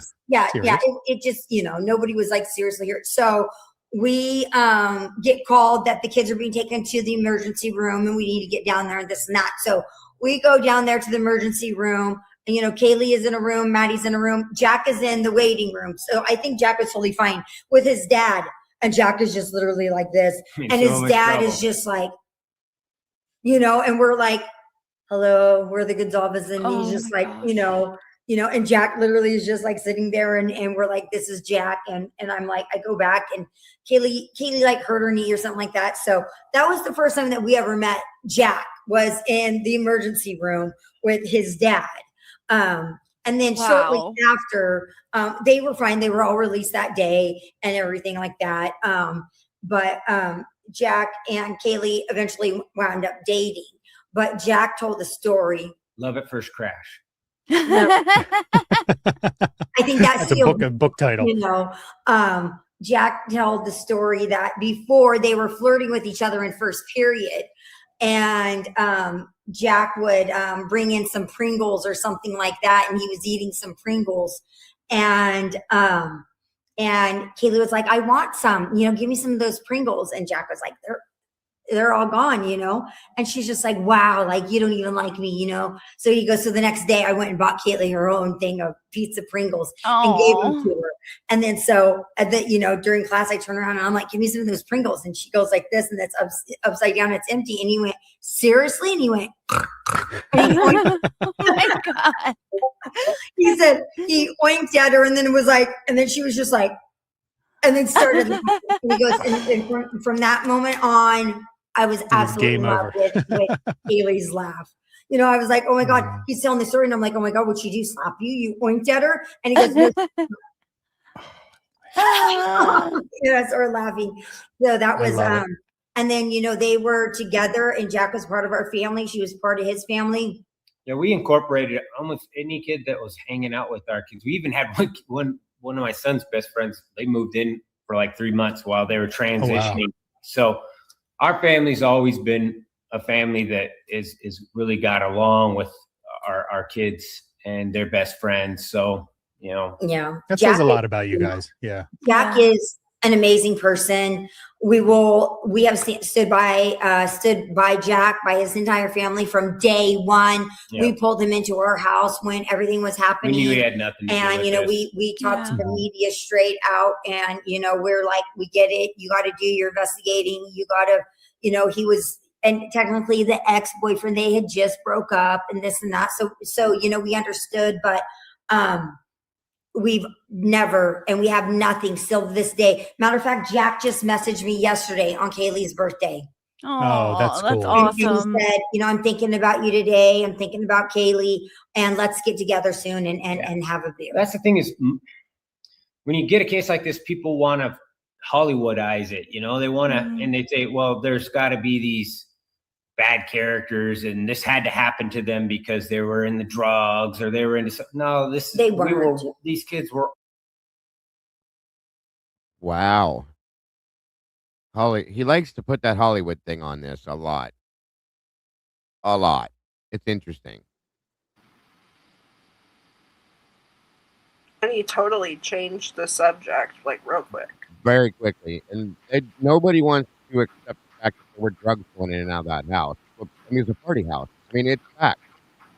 And it is college. So, like, deal with that. It's not like it's a horrible thing, okay? Things happen like this all the time. And drugs definitely have a big part of things like this. So, just saying. Well, and it's not like anybody that is of any right mind is not going to judge these kids. If drugs were involved, nobody's going to, we're not going to say that they're terrible people, and it doesn't have anything to do with that. Like, you are absolutely correct here. No, and you can't judge these kids because they're college kids. Oh, they're kids. And I hate to sound stupid when I say this, but they're supposed to be messing around with drugs in college. Yep. It's part of what your college life is about. You know what I mean? Exactly. I agree. Yeah. There's nothing to judge, folks. You know, nothing. Listen to me. Listen. Let me say this real quick too. I don't care what they were doing. Okay, unless they're killing people or harming people, they don't deserve to die. End of story.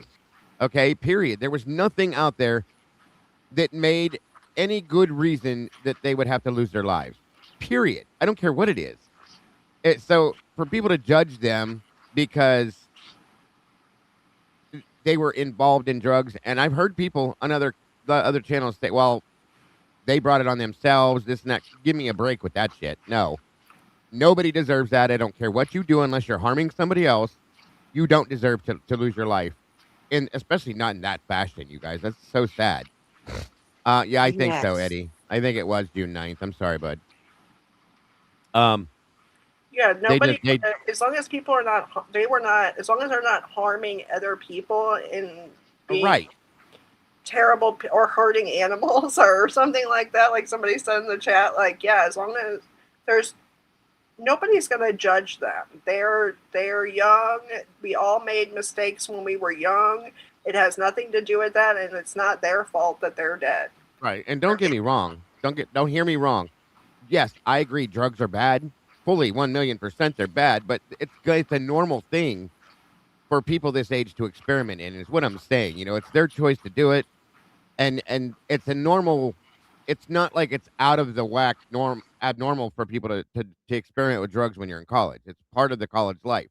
What I'm saying is they're horrible. Drugs are bad, period. End of story. It causes horrible things to people, but it's a normal thing for people to experiment with. So that's not a reason for people to lose their life is what I was trying to say. It's not their fault by any means, okay? Nothing that has happened here, like I said, unless they were hurting other people, and even then, I want you to show me how that would make it worth taking their lives like this. It's sickening. So anyway, it makes no sense to me, and there's no reason to deny what is absolute. It's obvious that there were drugs in that house. They found drugs in that house when they found the bodies. Okay, so I'm just saying. Just saying. Oh, little otter. Looks like we got some trolling, hey? Yeah, we got a Zero drugs involved except Xana and Ethan Adderall. That's drugs, by the way. Stop lying. Your version of the case is an alternate universe. Oh, wow. Zero facts. Everything I've taken out of documents. Lay down, baby. So you should probably contact Latah County and let them know that their documents are wrong. So, just saying. And not only that, but we have no idea what happened here. And to blatantly say that one thing did not happen is ignorant. Right. Thanks, Viv. But yeah, you're right, Sweet Pea. Absolutely agree with you, dear.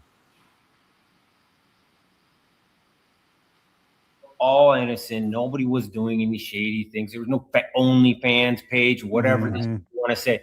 And Jack doesn't have a mean bone in his body. So it was easy for us to know that he had nothing to do with this. There's just no way. There was just no way. We're like, absolutely not. Baby. Yeah, it didn't have to be that there were drugs, that they were doing drugs themselves. Understand that, you guys, okay? That's not what I'm saying. I don't think that's what any of us are saying. I'm not saying that any one of these 4 victims had a drug problem, per se. That's not what I'm saying. I'm saying that this was a party house. So there were drugs being sold in and out of the house, people taking them while they were going back and forth to parties from and to and from the house, around the house. Things like that is what I'm trying to say. That's what it is. You know what I mean? It doesn't mean that they were addicts, that they had horrible drug problems, although there's been some interviews stated where, they said that Ethan did a lot of Adderall, which, again, I don't look at that as, like, explicit, okay? And it doesn't even matter, really. Like, even if one of them were heavy, even if they all were heavy drug users, it really doesn't matter. Like, Right. It doesn't at all. That's a fact. And it shouldn't be, nobody should ever lay any blame on these victims for anything that happened to them, ever. Now, understand when I say victims, who I mean. The true victims of the crime. Okay? The true victims of the crime. Not Dylan or Bethany. They're not victims in my opinion. I'm sorry. Because the only thing they're victims of is their own circumstance, in my opinion, because of the way they've done this, what they've done. So, oh my God, I don't understand. Don't understand. And Steve wanted to deny the OnlyFans. I don't know why. I don't know why he's doing that, because this generation, the college girls, are really into it to make money that way. When did he deny that? It's in the interview. I thought I heard that this morning when I was listening to this interview. He mentioned no OnlyFans. And Maddie did have one. I got a picture of her Instagram where she mentions her OnlyFans page. And the book says Maddie had an OnlyFans. And I'm not saying this being judgmental in any way whatsoever. I just, we're not out here lying on these kids. And Steve is just trying to make out like they didn't do anything wrong. And you'll hear more in the interview that they think they were killed silently and didn't suffer. And you'll hear that later on. And I'll explain what I think about that later, why they were told that. Welcome, Brian, Living Dead Girl. Let's But see. if anyone wants to see that picture of Maddie that says her OnlyFans, I will share it because I saw in the chat that you had no proof or something like that, or you wanted to see proof. Well, anyway, I mean, yeah, but I don't even know that, like, it was even stated that I think that's what he was referring to. He said something at one point that, and I don't know that it has to do with this for sure, but it could. He said, some people's names are going to get drugged through the mud, and there's going to be some people that are going to think some of this stuff is gross. Well, think about that for a minute. What could that mean? You know what I mean? Coming from a parent, of course. But just saying. Something to think about is all I can think. It's the trauma. Thanks, Mom. Welcome to you. I don't know. I still don't believe that. It's not weird There to do it either. fans, in my opinion. But, say again. What'd you say, Sweet Pea? oh, I just don't think that there was an OnlyFans, in my opinion. Well, I'll tell you this. Early on, I was sent photographs of, I can't remember who sent them to me. It was Maddie and Kaylee, I think, and they were in bathing suits, okay? But Brian, but anyway, they were semi provocative. I'll tell you that much, okay? Hey, Grace, good to see you. I don't think that there's any reason to not believe that they. I mean, if you have the ability to do something like that to make extra income for college, there's no big deal, in my opinion. As long as you're not, if you're okay with what you're doing with your own self, then it's your business. I think that's fine. But, in the book, it stated something about Maddie. There was other things stated about Kaylee early on. I don't know because I didn't go looking to try to find anything like that. But it could be or it couldn't be. Who knows? It could be either way. I feel like if by now, somebody would have uncovered that stuff. Well, law enforcement did say in one of the reports. Yeah, they did in one of the reports state that they believed it to be online activities that could have possibly caused this when they found what they found. I think they did find OnlyFans accounts, especially with at least one of them for sure. Now, I don't know. They're not gonna put certain things like word for word in a document. I know they won't. Not with something like that. You know what I mean? So it's just because of the integrity of the victims, in my opinion. But even like I said, if they did, I don't think it's a big damn deal. Well, again, it's like, they're adults and they can do whatever they want. Like 1,000,000%, yeah. It's not the reason that they died. And like OnlyFans. Oh no, I don't think so either. OnlyFans is not bringing people into the house that are weird or anything like that. Like where if there was traffic, like with drugs and things like that, that would be a reason to have people come in that maybe people don't really know. And yes, I agree with that. Absolutely. Now, if you look at their pictures, what I think, they look like they would have been like Victoria's Secret models on OnlyFans. I mean, you can model the negligees and stuff like that and not be nude and still make money. So that's what they look like to me. There's all sorts of different things, different ways that people do things on that platform.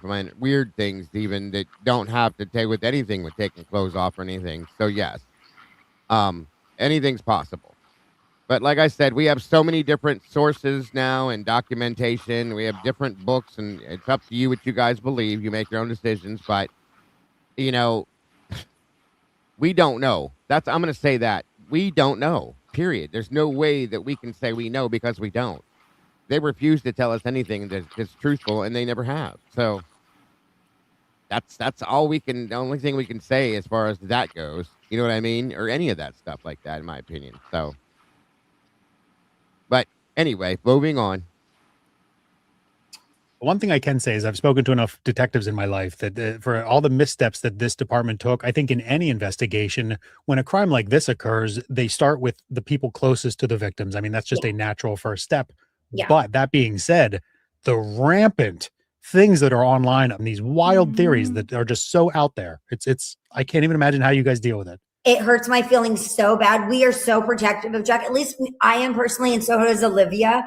So, I mean, like, they talk about my husband, and I hate that too. I hate that too, or my kids. But I see people say things about Jack and say, I'm like, oh. Yeah, I earn it.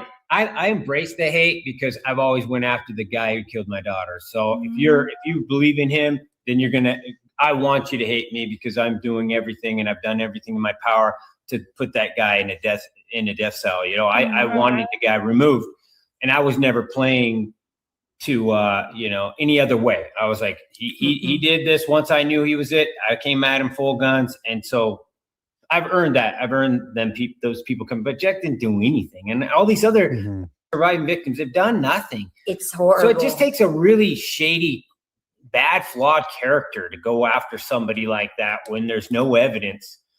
So no wonder they're pro burgers, because there's probably something there that they see in themselves. So ready for it to be like done. Like, can something come out in a court doc that just all of a sudden all these people say, wow, click activity. It really out is tomorrow. him. Oh, well, who knows when this comes out, but the click activity, we got a little heads up that's about to come out. Yeah. Amazon click. But even if he orders it and he hand delivers it to his house and then tries to replace it, the murder weapon that kills the people, they'll still. I think that this could have been caught on film where you clearly see that it is him. And I still think people would say it's fake. He didn't do it. He didn't do it. It's AI. Yep. No, it looks like Jack. Doesn't look like him to me. It's clearly him, and they'll say it looks like Jack to me. I mean, it's just a very weird. His car is going up to the house. Weird. He turns his phone off. College students He don't bought turn the their phones weapon. off at 2:40 or 2:53 in the morning. And then after the murders, Wow. Wow. Welcome, Miss Kate. Can you hear me? Hi. Can you guys hear me? Yes, ma'am. Hi. Okay, great. Hi. Good to see you guys. You too. Thank you for joining us. Yeah, it's been a while. I was on your panel a while, like probably years ago, but it's been a minute. It was a long time ago. Yeah. Yeah. I wanted to jump on because I wanted to clarify the OnlyFans thing. Because there's a lot of misunderstanding, and I get what everyone was talking about there. The OnlyFans thing came up in Holland's report. So that was a report in Chris Whitcomb's book, but this was not an official report. Right. This report was something he did independently. What he did was he used a fake profile, a fake Instagram profile that had a link to an OnlyFans. It was a fake link. And that was the screenshot that circulated that people thought was proof that must Maddie be what was on. I have. Yeah, that's what I have then. So it was so bizarre that he wrote that because we haven't seen any proof of that. There's no search warrant. No one else has mentioned that, and he's going off of this fake profile. So that was interesting. And that's it is interesting. Where I'm at too, girl, because that's exactly what I was saying. I'm like, we don't have actual proof like this, and right. And I don't believe Holland at all. So whatever. Yeah. Well, he also wrote that Kaylee had Adderall in her system, which was interesting because, that wasn't true from the toxicology. So, and I have separate theories about the toxicology, but I won't go there right now. But I don't know where Holland got that. And I don't know if someone gave him this fake profile and then he just wrote it incorrectly. Now, it could be true, and I'm not saying it's 100% not true. I just haven't seen an actual report confirming it. So I just wanted to clarify that because that's a good point. That's a very good point to make. That's why I keep saying that. I'm like, I don't believe it until I see actual proof of it. I mean, well, I'm just gonna say their pictures look like they're Victoria's Secret models, and they may use OnlyFans to do it. Oh, yeah. Well, that's what I see. I see that with my own eyes. Oh, absolutely. No, I agree with you. And, when this case first happened, one of my first thoughts was, oh, my God, were any of these girls on OnlyFans? Because they're all beautiful. Yes. They very provocative photos. Very. It makes me wonder. And I'm not saying, like, this isn't about, like, oh, I can't believe it. And it's like this, a lot of girls do that. And So it is it's common, so it's very believable. Yeah, but and now, and I, prove it. Yeah, and I just want to see proof. The reason why OnlyFans matter, I can see it in the chat, is because you can meet a creep. You can meet a killer creep within the first week of you getting on there, doing your pictures and all, and meeting up with somebody. He could be a total creep that will kill you. Well, that's so true. OnlyFans is a way to death. It really is. It's happened already. But absolutely, yeah. There was a murder case a couple years ago from the guy was stalking the OnlyFans model, and he murdered her. He thought that was his girlfriend, and that's the problem. It is dangerous to be doing this because you don't know what creep is becoming your fan. Right. Yeah, and we looked at that way early on as a a possible theory, but the way this murder happened, the way things were done, I definitely don't think that's how this had anything to do with anything. No, So that's what I'm saying. Like, that's why I don't believe it's relevant to this. But yeah, of course, it's dangerous. Anything can happen. We don't have actuality to it. There's no proof in any real documents other than what we've seen, some of the book. And I do struggle with the book. We all know that now. Because you said all this shit to us and then promised us all this proof that you never showed. So I have big questions. There's a couple of details in there that, match up to other things that are in documents. I'll go with that.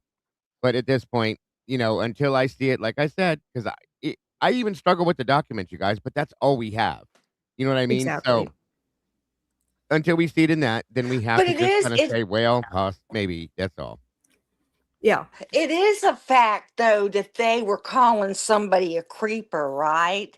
Trying to relate it to Brian, which I don't think so. But didn't they have the term creeper? There was somebody they said that was around them? Watching them from the tree line behind the house. Yeah. Okay.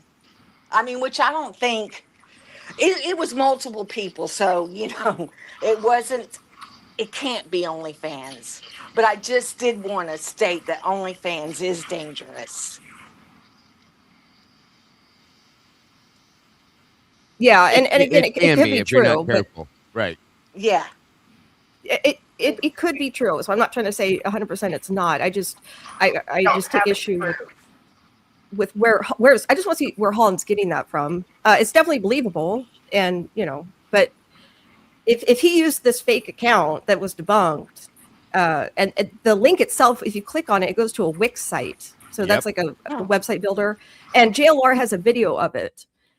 But what he did was he said that was her main Instagram account. Well, her main Instagram account, it's still up. It's always been around, and there was nothing on there at any point. So, and people were jumping on her Instagram right away, the day the murders happened. And I just feel like there would be more proof. There'd be pictures. I feel like something would have leaked on 4chan, any of their OnlyFans pictures.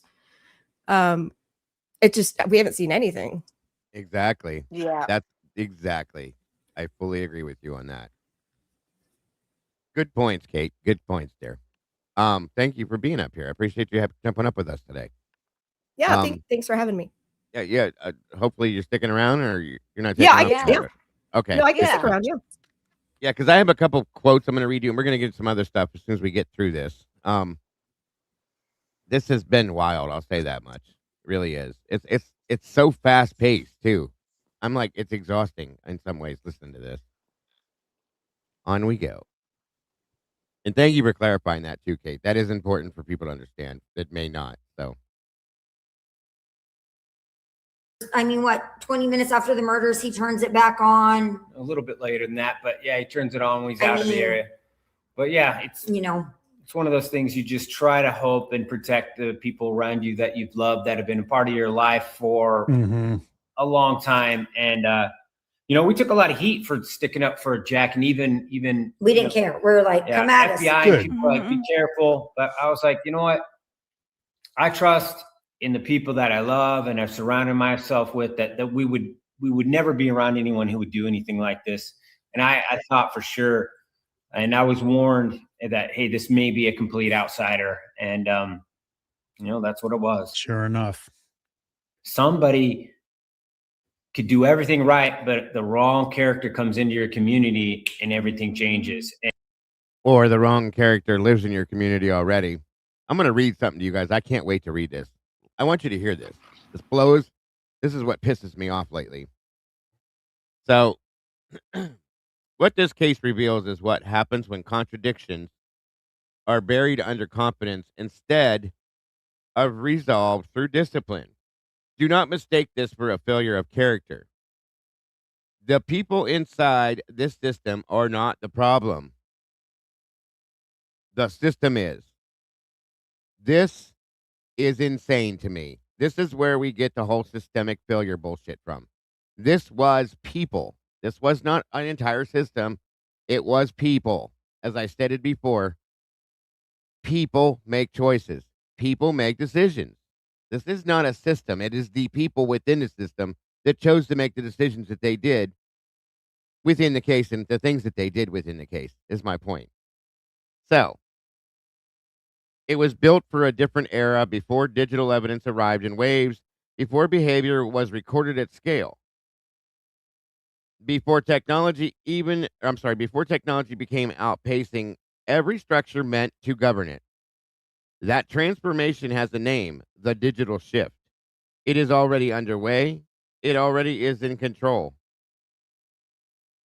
This case is what the shift looks like when nothing holds it back. That's the answer. That is the answer that this man gave as to what happened in this case. So yeah, my book is here by Cy Ray. And that statement is the statement that pissed me off to no end that he made. Unbelievable. You got the book?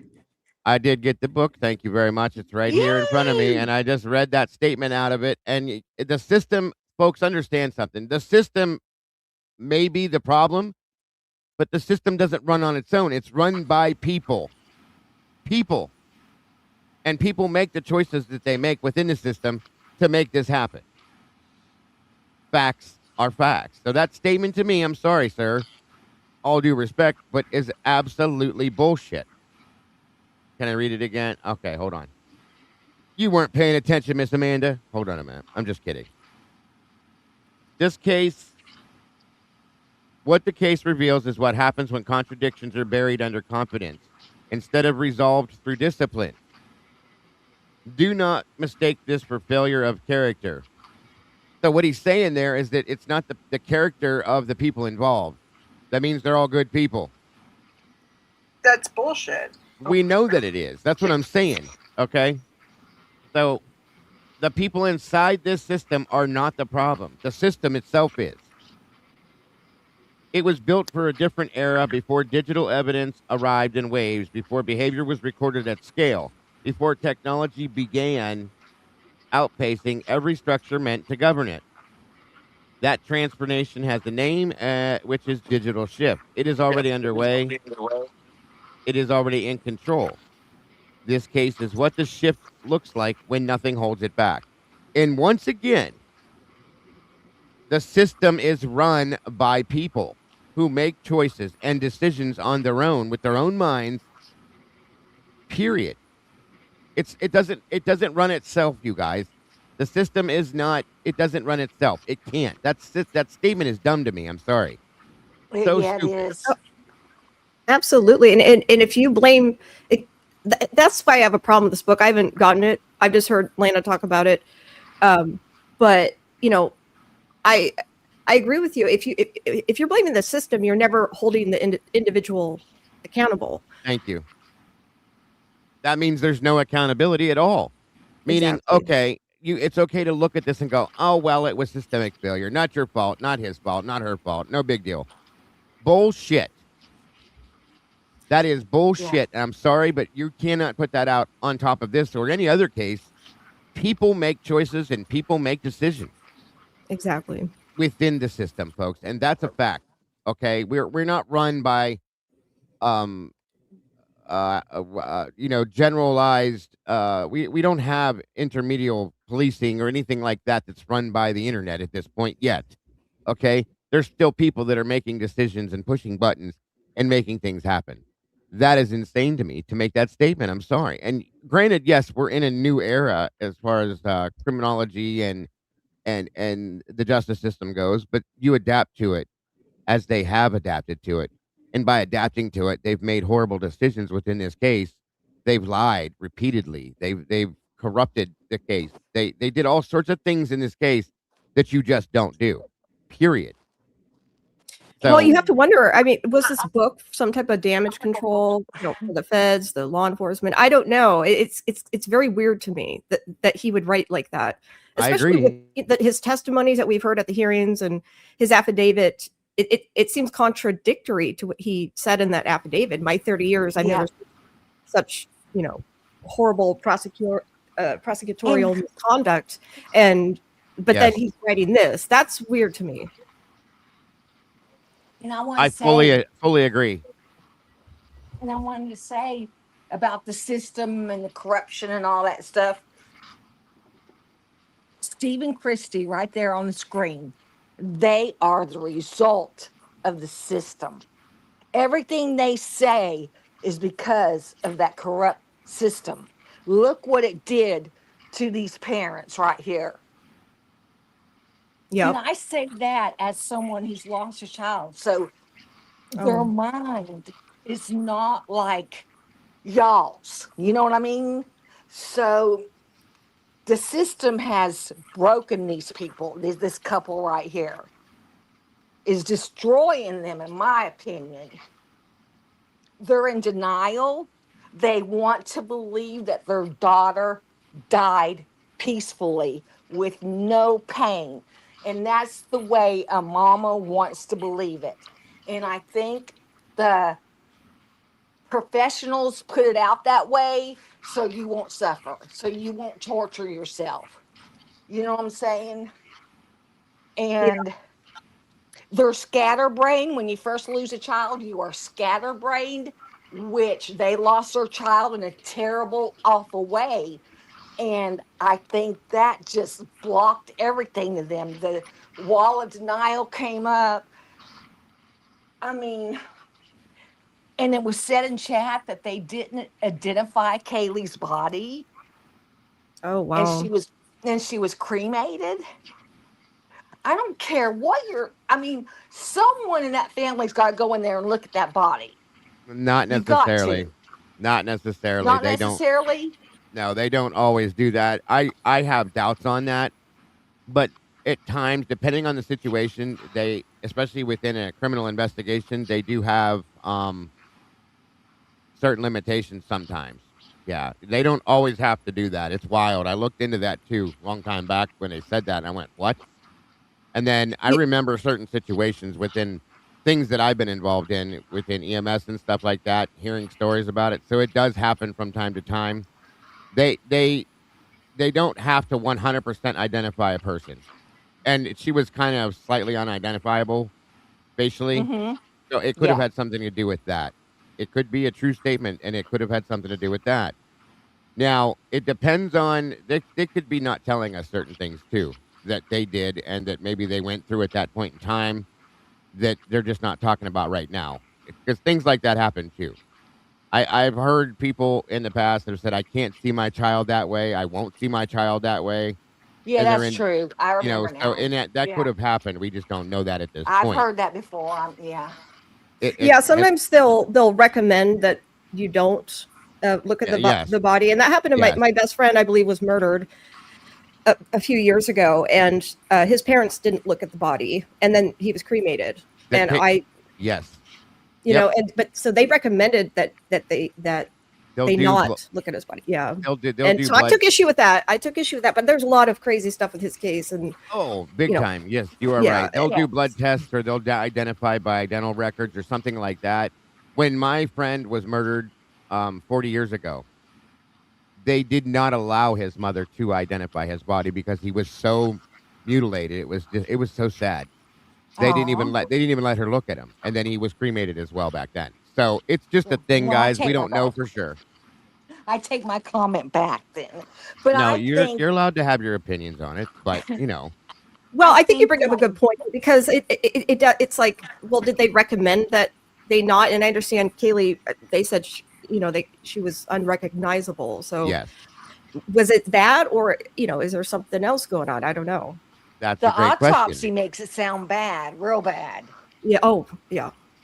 Yeah. Well, it does. It was, based on what we know and how many times they were stabbed and what her face was supposedly, said to look like and things like that.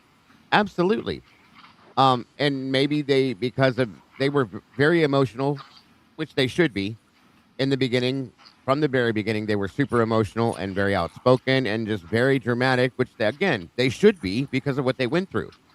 So Mhm. that could have been something that they maybe said, maybe this is not a good idea. What's up, Mountain Man? Good to see you, brother. So we don't know. We don't know. And then they were cremated. So it, it's I just hard to have, it's hard to I say what just, happened with this, and I don't want to I, pass j- judgment at all based on yeah, what we don't know. I just think it's more comforting to them to believe that Brian went in there and did that in 4 minutes in their sleep where they don't have to suffer. No, it makes them think. I don't think that's what it is, Leah. I think it makes them look at him as the monster that the world wants him to be seen as. Okay, and that gives them comfort. Why do you think that Steve said? If you think back to the interviews from early on, Brian Enton asked Steve, "Are you open to the fact that there's somebody else involved?" And he said, "Yeah." And as he's saying yes, she's sitting next to him, going, Yeah. "No, it was him, only him, so on and so forth, blah blah blah, so on and so forth." Well, I think that she's been stuck on that because if it's not him or it's not just him, that means the other people that were involved in this are still out there. That doesn't give closure Mhm. in any essence at all. No. Okay. And you got to have, you're never going to get full closure in a situation like this. We know that. Okay. They'll never get that. And that's a horrifying thought, that they'll never be able to get past this. And I don't blame them. They shouldn't. This is a child that they created together. That's Mhm. not something that just goes away. But Right. I think that she has to believe that it's the guy that is in prison, the guy that they said did it, because otherwise it doesn't give them the justification that they feel to some aspect. They don't feel fully justified. I know that. We all know that. And they shouldn't. I don't blame them for that one, okay? Because Mhm. they were lied to. They were used. Yes. They were used as tools in the within the communities and within the news world to convict Brian. They used these people right here to convict Brian. Okay, they Mhm. couldn't do it. They knew they couldn't do it because they didn't have any evidence on him. So they had to use these two right here as a tool to run the propaganda train to convict this man. That's how they did this. Period. So Yeah, and we saw a change in them because in the beginning they were actually really angry with the very much so. investigation. Yes, And ma'am. I feel like maybe they ruffled too many feathers, and by the time it got to Brian being arrested, that they were, talked into just Right. going along with this. And Steve suggested in those text messages that came out that, like the FBI, it almost sounded like he was kind of being threatened. And I'm not giving these people a free pass, because I mean they put out blatant lies, and I Mhm. take an issue with them just like anyone else. But Right. it's interesting to see the change, because There if you go was back to those old interviews, they were really angry at the investigation, and it's like they were holding back on things that they knew that were wrong. Right. Yes, you are absolutely correct, Kate. 100%. He was told more than once. Okay, he's gotten himself in some trouble in some ways. Okay, one time he was going to go speak to a grand jury member, or I'm sorry, an informant that the FBI had, and they warned him, if you do this, you will be arrested. End of story. He was going to go meet an informant at a hotel, and they shut it down. I have questions about that. Okay, and they've done this before. There's an issue with Exactly. that. I want to know why. Why did you shut down a victim's father, wanting to get answers, going to speak to an informant? Why would you shut that down and threaten to arrest that man? That's weird to me. That's one. Okay. Mhm. They weren't told the truth from the beginning. They didn't even give them information for a long time. She just made a statement earlier. Whether it's true or not, I don't know. I have to believe what she says at this point because I don't see any reason why she's going to say this. But okay, that they didn't even know how many times Kaylee had been stabbed until right before the plea hearing. That's very strange to me as well. And the prosecution did not tell them anything. We've been told that the whole time. Now, is it because they were worried they were going to talk to the public about it? They probably would have, maybe. Or is it something else? Okay, maybe because things didn't match up. It makes me wonder if they didn't allow them to see the bodies because the things weren't matching up to what they were told. You know what I'm saying? Mm-hmm. Right. And I have no problem believing that. Look how long it took for us to get any kind of autopsy results whatsoever, and they're all so generic. It doesn't. We had to put together our own, like Logan and Pav put together their own versions of a real autopsy report, with photographs to understand it. Besides that, we weren't getting anything. They weren't going to give the stomach contents. They weren't going to give anything, and they still didn't give a full panel on the stomach contents. Again, there's things that are being withheld on purpose, in my opinion, that are being like pulled back to an extreme so that people don't get a full scale visual of what's going on here. I want to know why that is. That's my biggest question. So I'm just saying, hold on 1 minute. Let me clarify something here in the chat. Nobody within the victims were pregnant. Okay.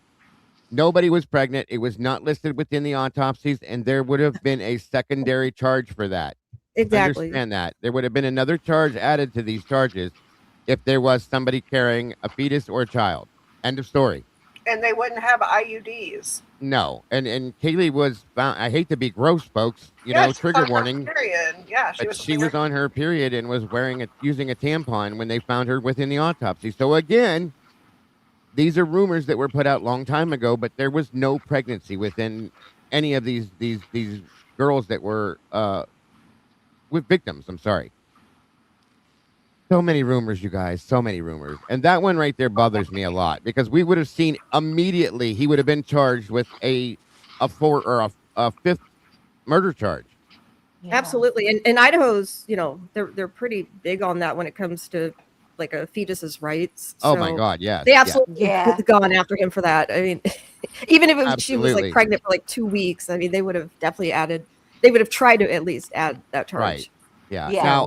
Now, and I think, listen, I know that things have been lied about, I'm sorry, that have been given to us, but I think it would have been put out there. It would have given them another thing to charge him with, to think about it, okay?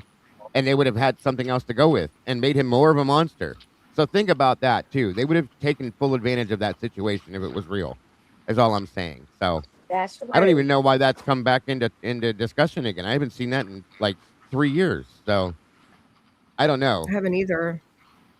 That's wild. I don't know why people keep saying that. It started not long before the autopsy report come out. No, and then the autopsy report clarified they weren't. That was talked about almost 4 years ago in the very beginning, it was back then too. But it resurfaced not long before the autopsies came out. See, the you read a report about someone. Wait a minute, hold on. Noted to change.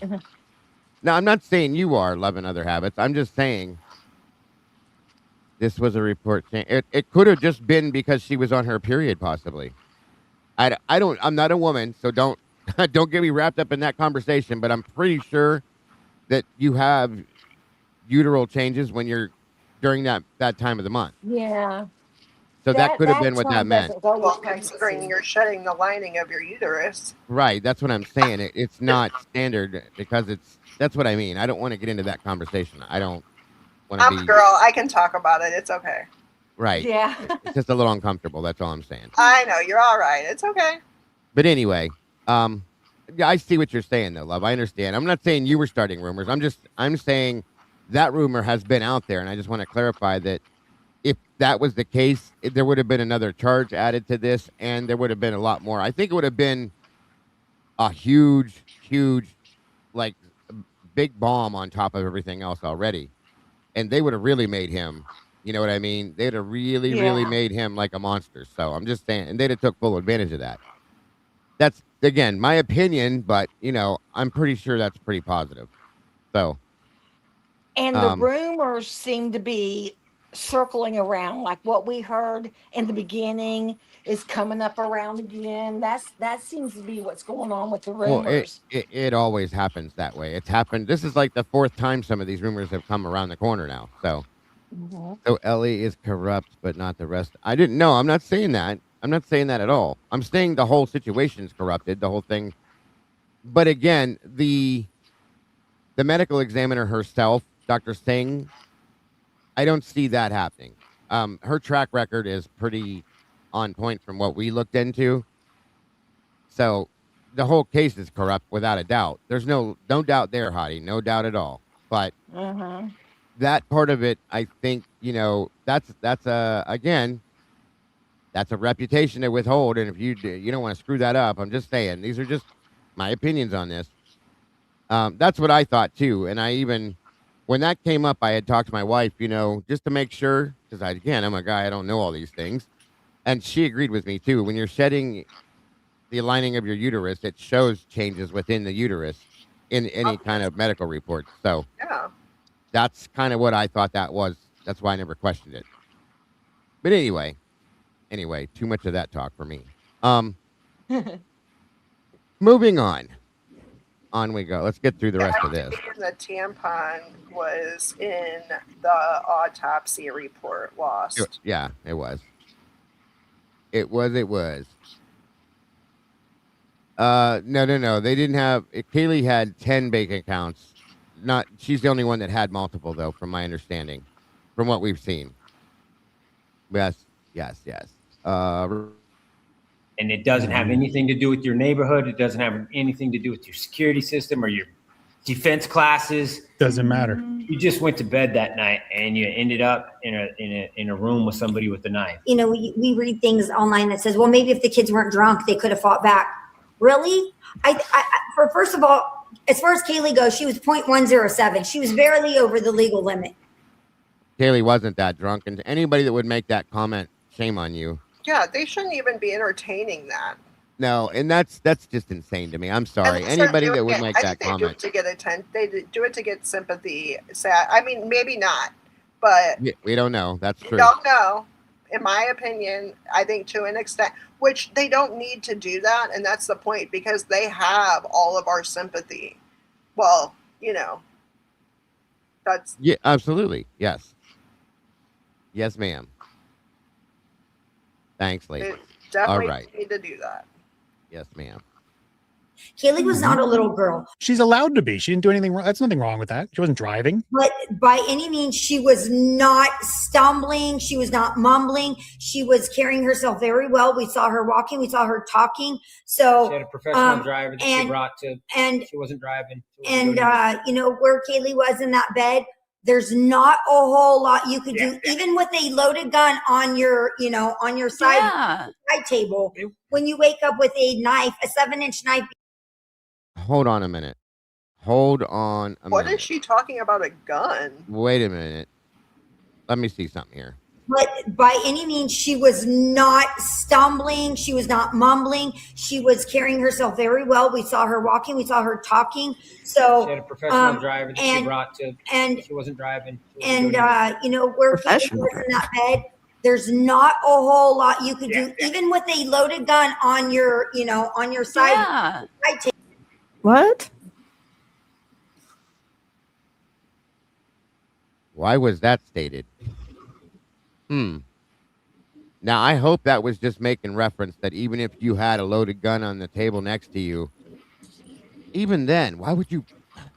There's no reason to even bring that up. It's irrelevant. No, I agree. I'm just going to move on past that. Yeah, let's just move on. Yep. Table. When you wake up with a knife, a 7-inch knife being plunged into your chest. And for these, what do you do? These internet troll losers. Oh, that room. I did, Tomboy. You want me to do it again? Yeah, I'll play it again. I figured you guys were going to catch it too. I knew you guys were going to catch that too. As soon as she said it, I went, wait a minute. Caught it instantly. It is a strong statement to make. I agree. I think she's being hypothetical as well, but yes. I don't know. Kaylee goes, she was 0.107. She was barely over the legal limit. Kaylee was not a little girl. She's allowed to be. She didn't do anything wrong. That's nothing wrong with that. She wasn't driving. But by any means, she was not stumbling. She was not mumbling. She was carrying herself very well. We saw her walking. We saw her talking. So she had a professional driver that she brought to, and she wasn't driving. You know, where Kaylee was in that bed, there's not a whole lot you could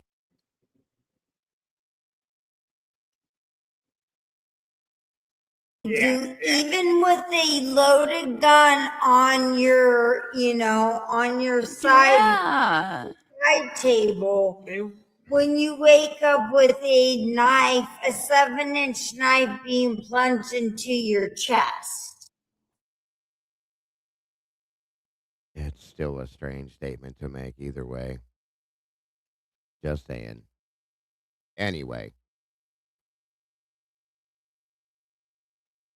She didn't have time to grab the gun, evidently, and shoot him. Well, I mean, a lot of people sleep with a gun. That's like, how under I the took it mattress too, Tomboy. And but here's my question, and don't go too far with it, guys, because we don't know. But let's stop for a minute and let's go hypothetical, or not even that. Let's say, for instance, that's what that meant. Okay, why? If that's true, if it was true that there was one on the nightstand, why is there a gun on the nightstand? If that was the case, that's what I want to know, is all I'm saying. But she could have meant that hypothetically, sure, but that's, I don't know. That bugs me. I'll just be honest. That does bother me a little bit. But it bothers me the way she says it. That's what I'm saying. That's what got me too. Anyway. She didn't say if or like she didn't preface it with anything. She just said it. Right. And watch their eyes when she says this. Watch their eyes. I might have went back too far. I'm sorry if I did. I want to make sure this is on play normal speed. It is. Okay. Talking. So she had a professional driver that she brought to, and she wasn't driving. You know, where Kaylee was in that bed, there's not a whole lot you could do, even with a loaded gun on your, you know, on your side table. When you wake up with a knife, a 7-inch knife being plunged into your chest. And for these, what do you do? These well, if there's a gun, you try your hardest to grab it, but does anyone remember when does anyone remember when it was said that Dylan had a taser? Where did that come from? Yes, she does. I think they found it. Did they find it? I think it was. Didn't they do like an itemization of the things that were found in her bedroom? I swear, I looked on that log trying to look for it and I couldn't find it, but I'll have to look again. I'm trying to remember where we got that. It might have been in a book, but it was I never saw proof of that. But it was said that she had a taser and the battery was dead. Mm-hmm. Yeah, we might have to look into that again. I don't know. That comment definitely took me by surprise. I'll be honest with you, but hopefully it doesn't mean anything. But I know that we're all thinking about it now, so I'll just say that. But anyway, moving forward. Internet troll losers. That room was so small that when you open the door, you hit the bed that they were both in. You could get around that and get in the bed, but you could touch the other wall. So when they say there was 3 people that did this, I'm like, you would on your, you know, on your side table. When you wake up with a knife, a 7-inch knife being plunged into your chest. And for these, what do you do? These internet troll losers. That room was so small that when you open the door, you hit the bed that they were both in. You could get around that and get in the bed, but you could touch the other wall. So when they say there was 3 people that did this, I'm like, nobody said there were 3 people in the room with them at the same time. No. That's where you're being misunderstood here, Steve, or you're misunderstanding what's being said. There could very easily be 2 people in that bedroom, okay? the way it was explained is one person was standing over top of Maddie, the other one was on top of the bed straddling Kaylee doing this. But that's not that hard to hear, to process, folks. Not at all. And there still could have been 3 people in that room. Okay? I'm not saying that there was. I'm just saying it's not that difficult. It is a very small room. But there was 3 to 4 people possibly within the house. That doesn't mean they were all in each room at the same time. That's just common sense. Good God. Some of these things, internet troll losers, huh? Okay. And that's the other problem right there. Not if they killed Kaylee in the living room. Again, we don't even know how this really truly happened, you guys. For 100%. We don't. Okay? No, we don't. So that has to be kept in the back of our minds. Just saying. But moving on again. You couldn't even fit him in the. That's how we knew Kaylee couldn't get out of the room, even when she was sitting up and they were describing her in the corner trying to get out. So we're like, she's trapped. She was trapped in that room. She has to go because somebody was on the bed on top of her, holding her down, doing this. That was already stated. So don't forget to leave that part out. Through the person who opens the door just to get out of the room. So some defense class wasn't going to help. She couldn't get around the person who was stabbing and punching and coming after her. So to think that there was 3 people in there, but this is why you go to court. A court, if we had a real prosecutor, they would have shown. But you're okay believing that this person's attacking Maddie and Kaylee didn't try to defend her? Didn't do anything whatsoever. Didn't do nothing. Just laid there. Couldn't get around him, huh? All she had to do was stand up on the bed and jump on his head like a fucking spider monkey and beat the shit out of him. That absolutely would have shut that down. I don't care how strong he is or isn't. Especially Wimpy Brian. If it was him, like you have to think about that. Like, Thank you. So, but you'll believe that, Steve. You'll believe that there was one person in that room attacking both girls, and neither one of them that both had defensive wounds, especially Maddie. Maddie was fighting back. She had massive defensive wounds on her arms, was fighting back to defend herself, okay? You don't think Kaylee jumped up and jumped on him to try to stop him to save her friend?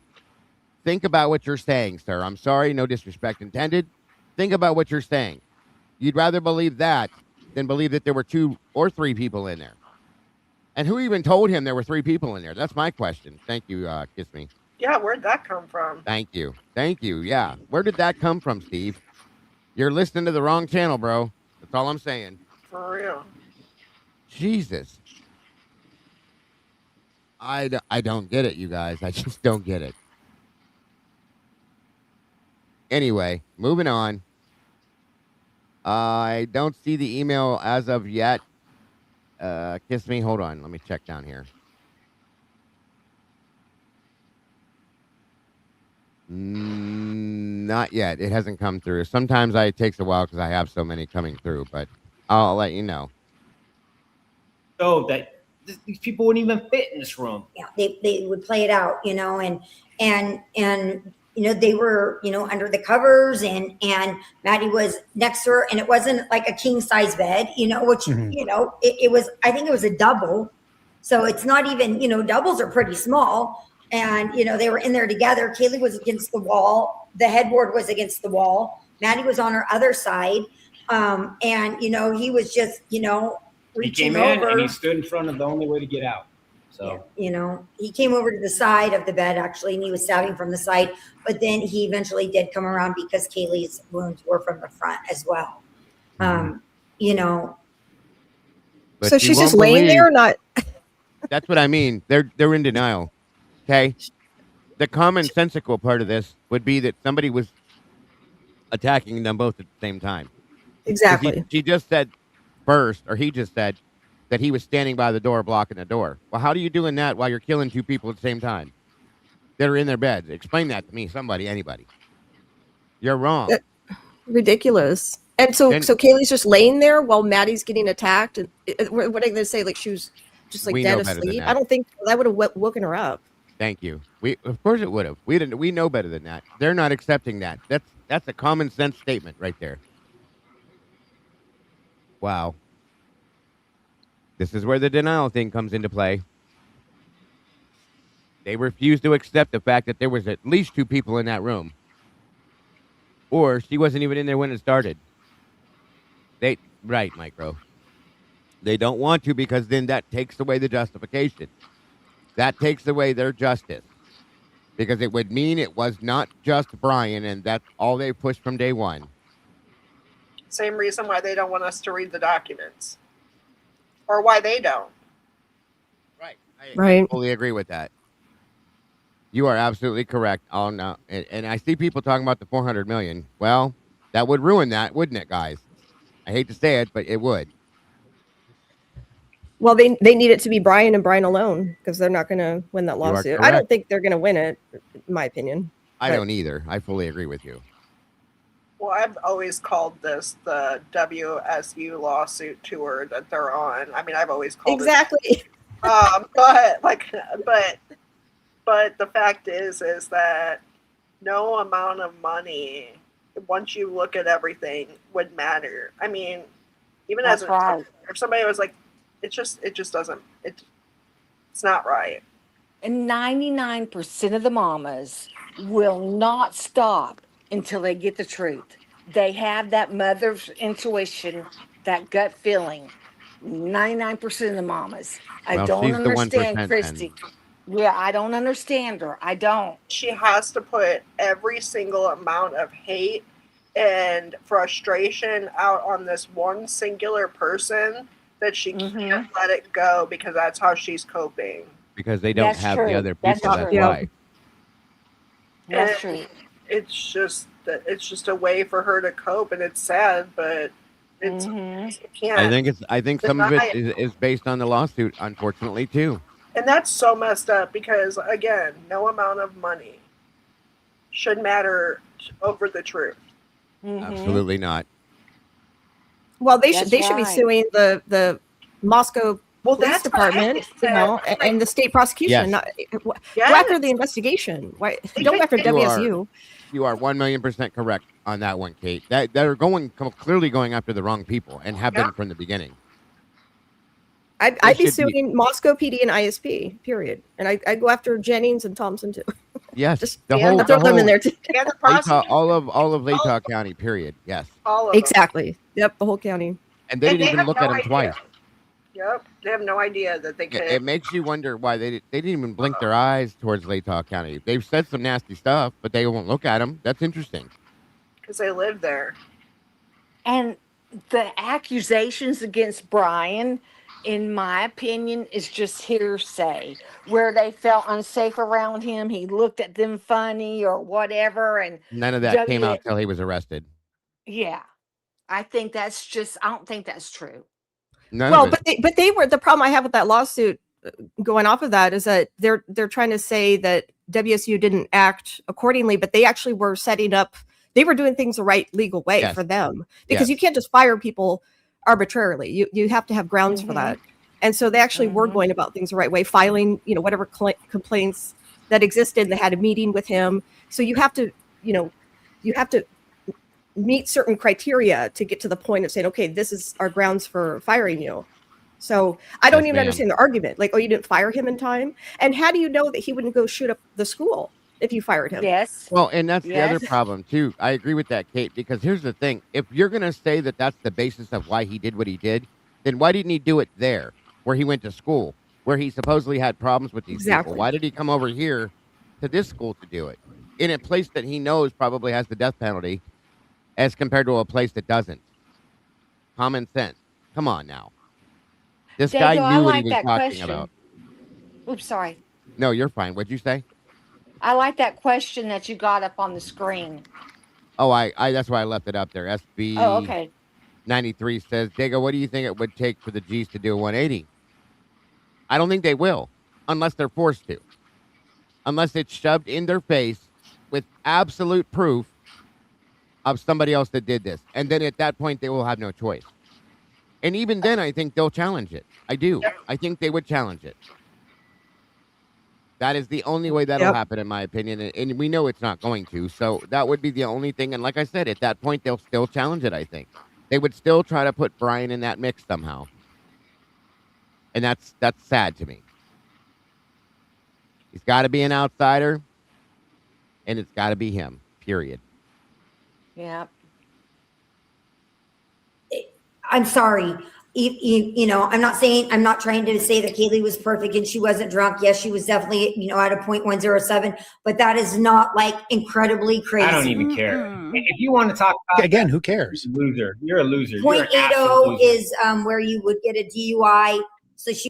And I do agree with that, guys. If there's no reason, drunk or not drunk, nobody deserves that. You don't have the right to do that. So that I agree with that statement fully and honestly. If you're going to talk and try to blame them and say something like that, shame on you. That's all I can say. But my thing is like, people aren't really saying that. I mean, if they are, it's like. Well, it's not anywhere we've seen, but I'm sure there are some ignorant ass people out there. I've seen that, Sweet Pea. They've said some really gross shit, but it's not any of us. That's a fact. And I hope that if that's, I know what you're saying though, because they have said other things. And I hate to say it like this, but they've said other things to gain sympathy. Yes, that's what ended up not being fully true. So remember that too. Okay, and he's even admitted to that. I'll just be honest with you. But moving on, I'll just say moving on. He was a little over the legal limit, but like Do I we said, live in a society where somebody can go to bed after you get a taxi driver, you go to bed, and then somebody stabs you to death in the night? Well, it's kind of your fault because, I mean, you had beers that night. You shouldn't have been drinking.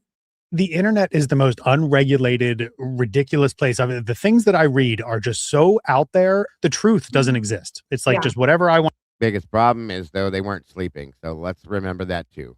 Want to say, I can say. You know, the only things I could say about the kids that they did wrong that night was not lock their door. But here's one thing. The door was broken. Here's one thing. Well, we've heard that, but we've heard that. Did you hear that? The door was broken. She said, we've heard that. There's no. Come on now. The person that left the door open is the one that you're hugging up and saying, leave her alone. She's a victim. Come on now. But I know it sounds so crazy to a lot of outsiders, but it is very, very common to not lock your door in this area. I have friends that are like, oh my God, like we would never, you know, not lock our door. I hear it all the time, but it's very common not to lock your doors here. Defend them, because let's say you're at a college and you're in a house and you're having a party and you're locking the door every single time, but people are coming and going every 3 or 4 minutes. Well, now somebody in the house is having to stop what they're doing, go into the door, unlock it, lock it. Were they having a party that night? What? Interesting statement. Thank you, sir. Because we were understanding there was no party that night, even though I've been saying for months that there was. But I think there was. I think they're lying about that. I think Kim and I both think that there was some kind of a get together or a party there that night. It only makes sense to me. No, I agree with you. And oh, sorry. No, you're fine. Go ahead. Oh no, I was gonna bring up this the video that Dylan had on her phone. That remember she recorded the roommates for like 10 seconds. Yeah. Well, Karmic Retribution has this on her channel, but I was just listening to it again the other day, and I swear I can hear a guy in the background, and there shouldn't be a guy there at 2 a.m. So I'm just saying, I think that what we're told is a lie about what was happening at that house at night and who was there. I agree. When I saw the balled up jacket, the dress jacket that either belongs to Pete or Hunter Chapin, I at that point it kind of made me feel like there was definitely something going on there. There was more people there that we haven't been told, and I believe that. And when you listen to the 1112 footage, it sounds like there's a lot of people there. Okay. It sounds like there's a party and karaoke going on. I mean, absolutely, that's absolute until something happens that shouldn't. So I've never seen that video. Where is that? Where did you say that video? That like one that Dylan recorded? I've never seen that. Where's that at? No, we're talking about the 227 scream. From the audio that has the scream on it at 227. No, and she then was you can talking hear about a multiple... different video altogether, Leah. Oh, okay. Yeah, it came from the Gooch interview with Dylan, and I remember listening to it in the interview, and I think it kind of got skipped over because I feel like it wasn't talked about enough, the actual video that she plays. We don't get to see it. We just hear the audio. And there's like there's 10 seconds. And what's the person in the beginning, they say something like, no one's so high right now. And then I swear to God, I hear a guy in the background say, I know. And then Kaylee says, does anyone want to text Eric to see if he's still driving or something like that? But yeah, you should play it maybe after you're done with it. I haven't heard revisit that. Where's that at? I haven't heard that. It's within the Gooch interview, she said. Yeah. Oh, okay. Yeah, it's in the Gooch interview, but Karmic Retribution has just the clip on her channel. Oh, okay. It's just a short little video. Yeah, it's a short video. It's not long. Yeah, and Dave Clayton's right. Like, I remember when Lanier was talking, he mentioned that there was a party at that house last night. So, and we weren't sure what house he was talking about, but it very likely is that house. You know what I mean? I'm just saying, like, some of these things have been overlooked and completely ignored. And like I said, these tiny little things could mean all the difference in the world, folks. Just saying. Absolutely. There were parties all over the place that night since it was so quiet. Just saying. Like 50 to 60 times in one party or afternoon, and you'd really just say, stop locking the door. People are coming and going, you know? So that becomes a practice, and, you know, it's just a backstory. I hate that part of it, but I can't, you know, be mad at them or angry with them at it, because there's probably no one they probably do now, but before, I would probably guess that 80% of Moscow had their doors unlocked. And there's been no homicide or violent crime since. So I come from a small town. Like, I went to a university, had 8,000 kids on campus. I mean, it was a safe community. And I feel like you don't act until something happened. Like, there was no reason to feel unsafe because nothing's ever happened. So I totally get that. And the last story we did was a story about the girl. Good point, Tooth and Nails. Who are you guys familiar with the Cleary Act? Yeah, actually, it's funny you say that, because we're definitely familiar with that. That's part of the Title IX stuff that got incorporated. Yes. Yeah. But so we kind of did a deep dive in that, because I was just on the campus where Gene Cleary was killed. And one of the things that was happening at the time are students would prop every door of the dorm open. They'd put a little block of wood or something because it was easier. The pizza guy could get in. So, and that's what ended up being. Stuff. So, and then everything changed. So I feel like until something happens, people's eyes aren't open to what could happen. Yeah. The Cleary Act is what I've tried to describe to some people as we need like an OSHA when something like this happens, where we go back and say, okay, there's red flags. This person definitely wasn't unknown. We know that he had been creeping people out all the way back to his high school. And each time he was going through, because he was in a school academic setting, they kind of hid that because we protect our students and we don't want that information getting out for valid good reasons. So yeah, we're like, we need an OSHA type thing and the Cleary Act is part of that. Is there like the single most harmful piece of information that's been out there? Like, is there one thing that you really want to clear up? You know, I would say it, but I feel like people would just go wild with it. But it really, really, really irritates me, because there's some narrative out there and I have no idea where it came from. But there's this big, huge narrative that Kaylee, she was estranged from the family. She hadn't talked to us in, you know, months and months and months. She hated us.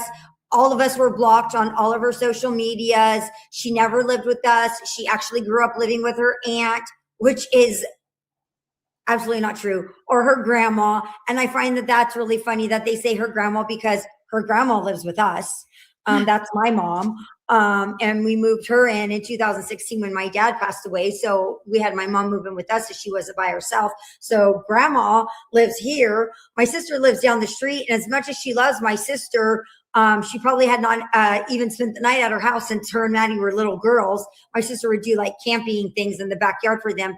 But it really, really bothers me that people say that she hated us. She hated us. She didn't talk to us. She didn't talk to Olivia. Well, because it gives them a way to hate us and still like her. So, you know, it's a game that these people play. But this is a very close family. We have a massive amount of love. I've even told you guys where we've adopted. I have to stop it for that. What? A reason to hate us, but still like her. So that tells you the frame of mind that they're in. That's sickening. I'm sorry. It's delusional. It's delusional. It truly is. That is an absolute delusional statement. That's beyond unreal. Wow. At other families, he lived with us for 4 months while they were moving. There's no drama in our family. I mean, I've even commented on their stuff and showed text messages that me and Kaylee had that evening, that Saturday evening that we were talking. And I'm like, oh, we didn't talk. I was with her when we bought her Range Rover the day before. She texted me that morning and said, Mom, I think I'm going to go back to Moscow. I screenshotted that and said, she wasn't talking to me. So there's no truth to it. You know, there's absolutely no truth to that at all. She had never been estranged from any of us. So for me, it's when I go and I look back at what he did before he killed our kids. There was a burglary, a suspect coworker that said, hey, I think he came into my home. I think he was here. I think he did this. And there was some security that was needed to get them out to the car. I would love for this never to happen. So how do you reverse? I'm an engineer. So you reverse out and say, where were the key moments when this could have been prevented? What father, how can we prevent this from happening to our community ever again? You have to go to these moments. And I think there's some key moments, and I keep going back. Put the right people away that did it instead of the wrong ones, and make sure that they stay in prison. That's how you can prevent it from happening again. Back to those, and I can't let that go. That were occurring over on Washington side of things. You know, Okay. as a student, it wasn't just random. It was a let up event. You know, he was a student. He was also a TA, and you know, some there of was the other girls that were scared out of their minds that he was going to do something to them, and to think that they were being ignored. And he was doing the exact same crime that he does that night, sneaking into somebody's home, and they just didn't pay attention to that. And then that led to my kid being murdered and killed. That's super difficult to comprehend. I think that, you know, there's a narrative that, you know, it's okay to be creepy. You can be creepy. Just because you're creepy doesn't mean that you are a murderer. Just because you're creepy doesn't mean that you're a raper. I get that. But when you have people complaining about you being creepy, I think it needs to be addressed. Brought to your attention. That's different. And unfortunately, I worked with many autistic kids. I worked in the school district for many years, and that's what I did. And, you know, so I am familiar with kids on the spectrum and whatnot. And, you know, you can't just, you can't pinpoint those kids and say they're going to do something bad, because they're not. But you can't also protect them and say, oh, you know, he's doing these behaviors that people are complaining about, but it's okay. He has autism. That's why he's doing that. That's not what they said. Behaviors that I could see them saying, you know, he's tapping his fingers and well, he has autism, you know, leave him alone. You know, that's fine. But when you are causing disruption going over and doing this to somebody else, you know, all the time, you need to talk to them, whether they're autistic, whether they're on the spectrum, whether they're being diagnosed with this, or this, you know, there's personal space, and, you know, it has to be addressed, you know? So, and I hate to try to say that he's autistic, because I do know so many autistic kids, and I'm just like, oh my gosh, like that's horrible to try to say, you know, he did this because he was autistic or because he was on the spectrum. It's like, you know, every one of those kids that I know would never do anything. Yeah, it's definitely, it was a strategy. It was a strategy. We all know what it was. But even to say that he was, you know, there's a line that you can't cross, even if that were the facts, that, you know, he really was. Well, you can't be saying weird things to people you need to have a talking to, you know? Yeah. You did have a talking to. Walking students out to their car because they're scared of you just because you're autistic. You're going to follow them all the way out there. You got to know a boundary. Well, one of the things that I see more often than not on your page are people telling you how you should feel. They don't know you from Adam, and they're like, this is what they're thinking. This is what they're feeling. I don't understand it. So not to get you guys fired up, but will you ever find normal again? And have you had little moments amongst all of this circus and the chaos where you can just be a happy family again? Yes. it is hard, but like you said, like somebody, for example, will say, you don't want justice for your daughter. If you wanted justice for your daughter, you'd be screaming at the top of your lungs, or over this information that there was multiple perpetrators and stuff. But yes, I mean, I think new normal will be us always working towards foundation and helping other families. It's kind of a life changer. It is a new normal. Yeah, we won't be Steve fishing with his kids, and if Kaylee was right here and we would be doing her wedding and doing things like that, she was too important for G said stop. Change the trajectory. Say again. G said stop and go back. This or this, there's personal space, and it has to be addressed. So and I hate that they want to try to say that he's autistic, because I do know so many autistic kids, and I'm just like, oh my gosh, like that's horrible to try to say he did this because he was autistic or because he was on the spectrum. It's like every one of those kids that I know would never do anything. Yeah, it's definitely. It was a strategy. It was a strategy. We all know what it was. But even to say that he was, there's a line that you can't cross, even if that were the facts, that, right. he really was. Well, you can't be saying weird things to people you need to have a talking to, Yeah. You can't be walking to their car because they're scared of you just because you're autistic. You don't follow them all the way out there. You got to know a boundary. Well, one of the things that I see more often than not on your page are people telling you how you should feel. Mm-hmm. They don't know you from Adam, and they're like, this is what they're thinking. This is what they're feeling. Mm-hmm. I don't understand it. So not to get you guys fired up, but will you ever find normal again? And have you had little moments amongst all of this circus and the chaos where you can just be a happy family again? Yes. It is hard, but like you said, like somebody, for example, will say, you don't want justice for your daughter. If you wanted justice for your daughter, you'd be screaming at the top of your lungs, or over this information that there was multiple perpetrators and stuff.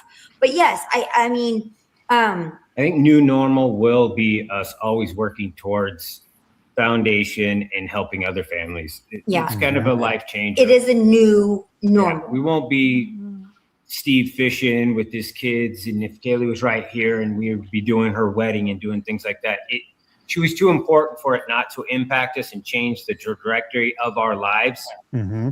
So that will happen. We'll just take all that energy and just put it in a direction that hopefully make society safer, at least around here. Me working on the foundation, I think, is definitely my new normal. It has given me a total purpose, because we are empty nesters now. Aubrey went off to college last August, which was very hard for me. I'm sure. And that's when I really dove into doing the foundation with Tracy Bracco. And it's rewarding.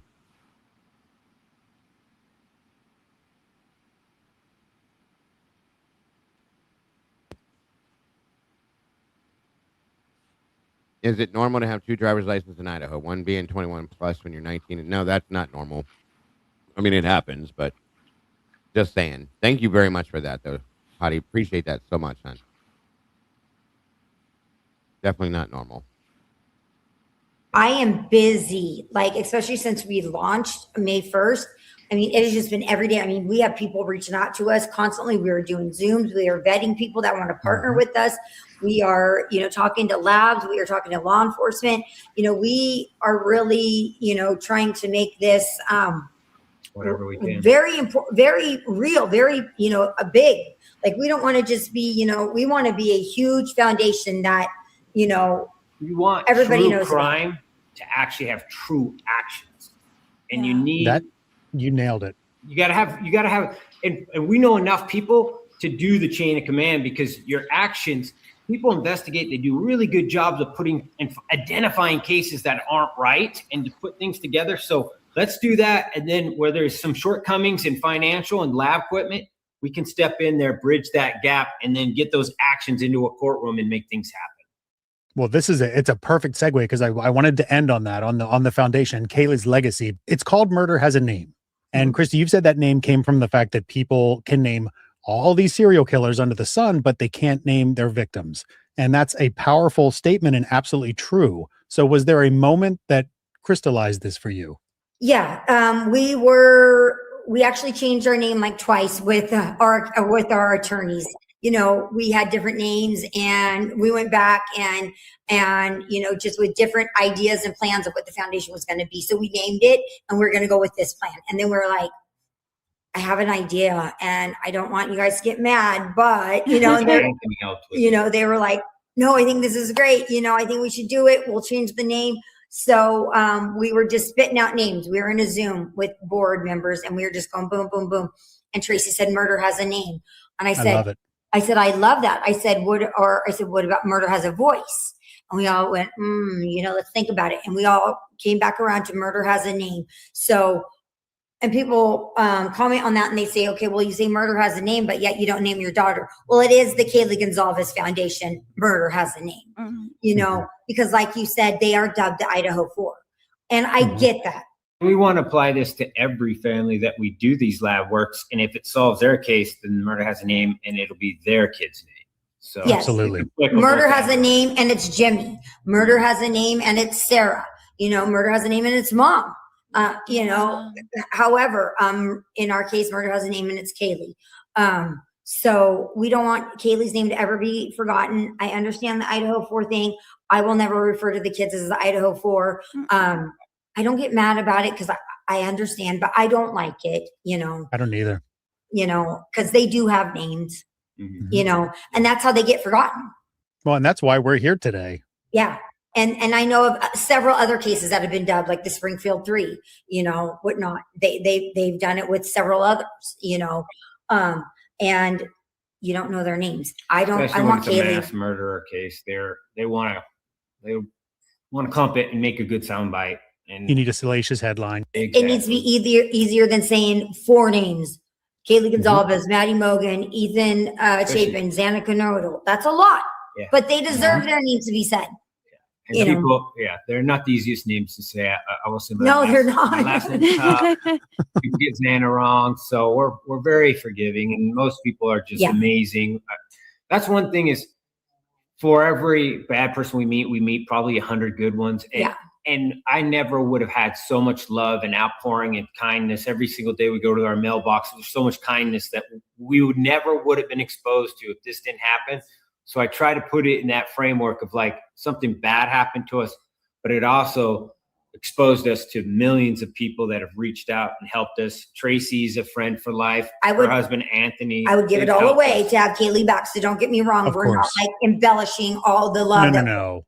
You know, but it helps, you know. It's the best medicine you're going to get. It's the support that our family feels.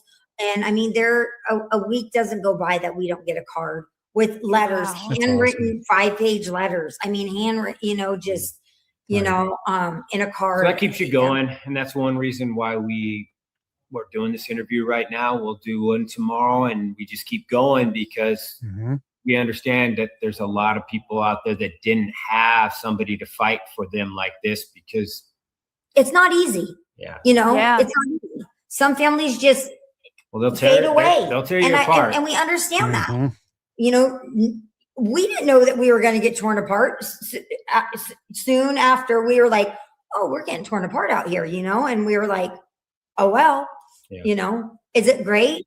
It's like you get torn apart for being outspoken. It's like they just like hearing themselves in the spotlight and talking. It's like, no, you don't. To get the word out about a foundation, you have to be vocal. You have to be out there. That's the point. Oh, one thing I would love to clear up really quick. I'll be super quick with this. Is that we are making millions of dollars off of interviews. We have never made a penny from a single interview. Not one penny. Not one. Not a documentary. No, you may not be, but all the people that you're interviewing with are, such as Nancy Grace and Brian Etten, and you're complaining about people making money off the backs of your children, and those people are making millions every year. Remember that. Not a news outlet. You guys aren't paying us. CrimeCon did not pay us. We are not getting paid for a single. We're just doing it to make money off of our daughter's murder. We have not been paid. And as far as the GoFundMe goes, we made several attempts. We made several notes. Even Steve did a People magazine article and said, we will give you back your money, because we wound up not going to trial. And that's what it was for, the 3 months of trial. I put it out on our Facebook several times and said, if you want your money back, please get a hold of us. Nobody did. We had 2,000-3,000 comments. She tried to. It was a scam, but she tried to scam us. She tried to scam us. She said she donated $4,000 and she needed it back ASAP. I got a hold of GoFundMe and said, absolutely. GoFundMe said, we don't have one single donation that was $4,000. So I said, are you sure about the amount? Give me your date. Give me this and everything. And they got their whole fraud got alerted, and they're like, "No, this is a fraud." And then so GoFundMe, don't give it back. So one person, and it was actually, they tried to fraud us for $4,000. But but that goes to show the beauty of the people. Not one person. And then the people that bitch and complain, we asked, did you donate? No. So what are you worried about? Yeah. Don't worry about it. Offered to give the money back. We said, if everybody send us your email, the date you did, your name that you donated under, the amount and the date, and we could get that from GoFundMe and confirm it, and we will Venmo you back. And radio silence, I'm guessing. Radio silence, but we still get 99% of people are beautiful and good, and but we are rich off of interviews, and that's why we do the interviews, and it's only because we want money. We do shit because we're working and we're hard working. I'm sure. Well, and I'll tell you this I can vouch for that. So I have never worked with you guys in a documentary setting. It's more just been on a personal basis and now with this, but like I'm a documentary maker, and it is such bad practice to pay for interviews. If you're doing it, that production company shouldn't be. So I can vouch for that 100%. I mean, not even the Today Show, not even Good Morning America, 48 hours. No. Wow. Yeah. No. So if that gives somebody reason to hate us, I hate to take that's away why the we reasoning. do so many. And somebody even commented and said, do you know that they make $10,000 for every interview? They had $1 per interview, $10,000 for every interview. And I'm like, and in the comments, you can see the person go, oh, I thought they were just doing it for their daughter. And exactly. What's their view of us? And people are like, oh my gosh, are you serious? Wow, that's why disgusting. she wants to clear it up. I don't even bother clearing it up because there's not that many of them. And this is a really huge point of contention for her. Good Lord. Anyway. I'm like, wow. No, doesn't happen. Just real quick before we wrap up, we were just mentioning the foundation, but for any listeners who aren't familiar, can you tell us like the basis of it and what its goal is? So the Kaylee Gonzalez Foundation, doing business as Murder Has a Name, is we are going to bridge the gap where funding ends for local law enforcement with DNA testing, advanced DNA testing. And that happens more often than not, because once they check CODIS and whatnot, like some states have more money, some jurisdictions have more money. Mm-hmm. You know, it could be in one state, but this one doesn't have any. This one has more. It just depends. And some are just inundated. If you have hair, that's a different lab process than if you have skin cells. If you have skin cells, that's a different process than blood. Or IgG. So we've learned through our case that there's different tests and they cost money. And some people are waiting on justice over money. And we can help. Yeah, so we just don't want those people, and it gets set on a shelf and becomes a cold case, not because it's unsolvable, just because it doesn't have funding. And we want to pay for those. So any case that we do work with, it comes from law enforcement. We do not choose. So it's not like they give us 3 and say, pick what family you want. We will not be the one choosing it. We're not breaking the case. We're not taking credit for anything that these officers, they've been working their tails off. They're doing everything. And the lab will do the work. Budget. The private lab that we're only partnered with accredited labs across the United States, and they're the best of the best, and their technology is changing monthly, and they do everything from hair with no follicle to IgG, MVAC. They have the best tools. So if you have officers, particularly lead investigators that are in your audience, and you have a case that you think that IgG or some kind of lab work could break your case, reach out to our organization and we'll see. We'll vet it out and see if we can help you guys. Yeah, so everything will Amazing. come through law enforcement. So the chain of command is never broken. We don't ever touch the DNA. It's not like that. We're not. They got contracts with everything's confidential. Labs. They're setting this stuff all up as we go with lawyers and all that stuff. Yeah, we have lawyers. We have great people on our board, and we are teamed up with the best labs that there are out there in America. And we're still teaming up with more. We have Zooms with a few more still. And not a single one has told us they don't want to work with us so far. So we don't anticipate them shutting the door in our face. So we're just glad to have them, and to be working with them. But it's so important, and funding shouldn't be, a problem. So with that said, it is expensive. We're not going to be doing like hundreds of these a year. Hopefully maybe one day we will. That would be fantastic. Set the goals high. We're starting out slow, we're just growing some legs, and hopefully it will be more and more and more we'll start being able to handle. And that's all we can ask, I want to go to Crime Con with a list of people. List the names. A list of faces that we captured. Yes. And said each list it gets more. And it's because of people that are sitting here glued into these shows, watching, learning, and finding when there's a case that just needs a little bit of help, a little financial help, and we can solve it. Because they're out there, guys. They're out there. And I think it's a purpose and a reason to be here. And we know who we're talking about when I say he is not the only person out there that's like himself. He's not the only one that's walking the earth. So evil lives amongst us. Very unfortunate. Some of them haven't been caught yet. They haven't triggered it. My hope is that we catch one that actually winds up solving several. Like, that guy, he did wind up murdering that, but he's also the robber that did this. He stole this car. He did this, and they're able to solve other crimes too, which happens a lot. So I'm hoping for one like that, and especially with genetic genealogy. I mean, that science is mind boggling to me, and it's so important and it's so revolutionary that I feel like you're going to keep seeing old guys on TV that have committed crimes 20 years ago because they finally got caught. IgG is amazing. We're literally getting to the point where we're hunting killers. Yeah, that's amazing. This technology to hunt them down, and I can't wait. People are gonna learn what IgG and all these different techniques that they can use and realize. And for people that are scared, don't be scared. Just treat everybody like the golden rule says. Treat everyone how you want to be treated, and you have nothing to worry about. Yeah, nothing at all. That the whole technique goes and finds people that are related to the criminal. It's not pulling people out of the thin air and pinpointing them and saying that they did anything. So, well, eventually people will learn how the technology works. Yeah. What a great mission. Wow. Yeah. So that's what we're all about. And nobody on our team takes any salaries. We don't plan on taking salaries. We're not paying for mortgages. We're not paying for cars.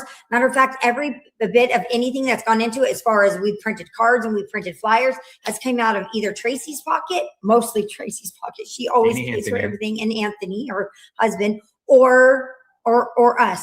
I mean, everything. The web page, the web, I'm sure. The web page, the emails. We're not getting rich with this stuff. It's crazy. People think what they think. It's all been paid for by somebody on the board. I mean, and we're not looking to be reimbursed out of the foundation. It's done. It's over. We want every penny. No, we'll get rewarded, but it won't be in this lifetime. It'll be in a right. Yeah, no, we will get rewarded when we get a family an answer, because we didn't have an answer for 7 weeks, and it was the worst 7 weeks of our life. On top of losing your daughter, there's nothing worse than not knowing who murdered your daughter. You guys, even if you solve if you help one family, you've done something. Yeah, that's what I said. And it's something forever. For Kaylee and Maddie in their name, it would be something that's impactful. And then if everybody could just do that, then you start a momentum where you do go every year to a crime con and the numbers get lower and lower and lower.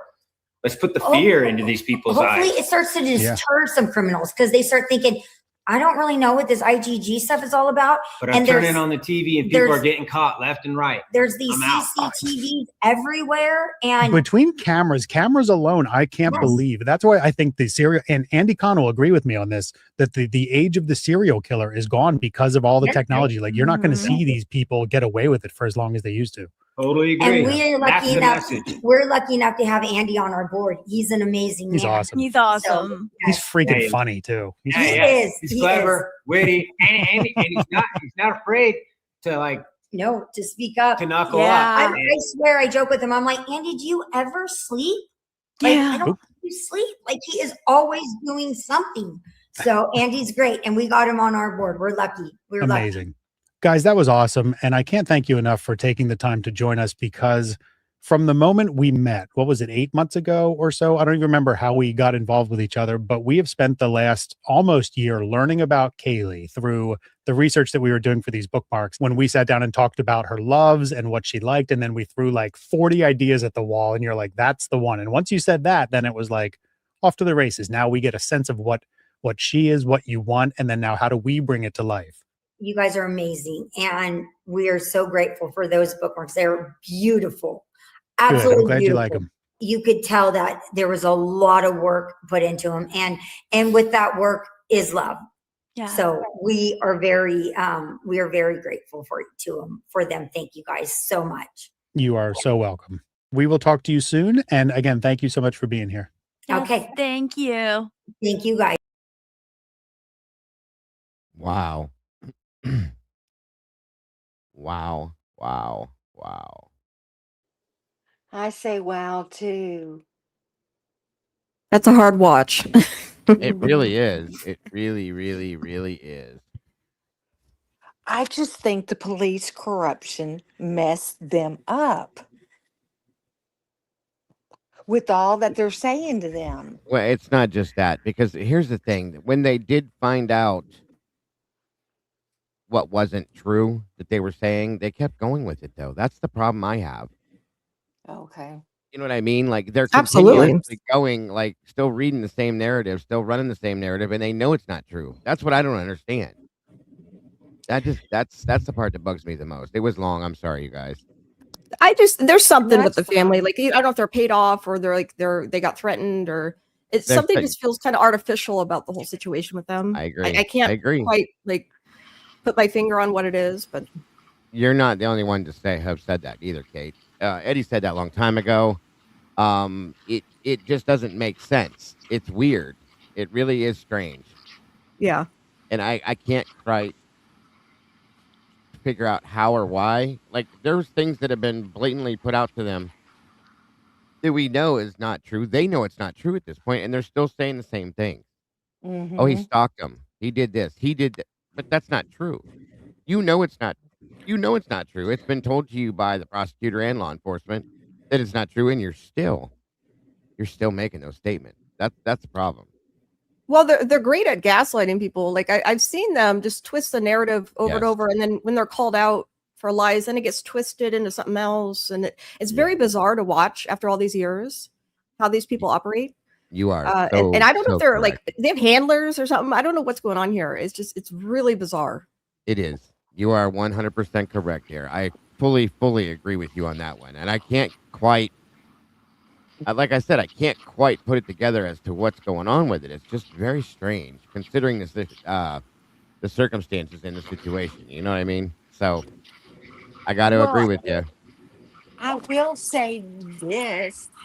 If the case was to die down and no one talked about it, not even on their Facebook page, and they didn't get no gifts and cards sit in the mail every day, they would have to sit there and face reality.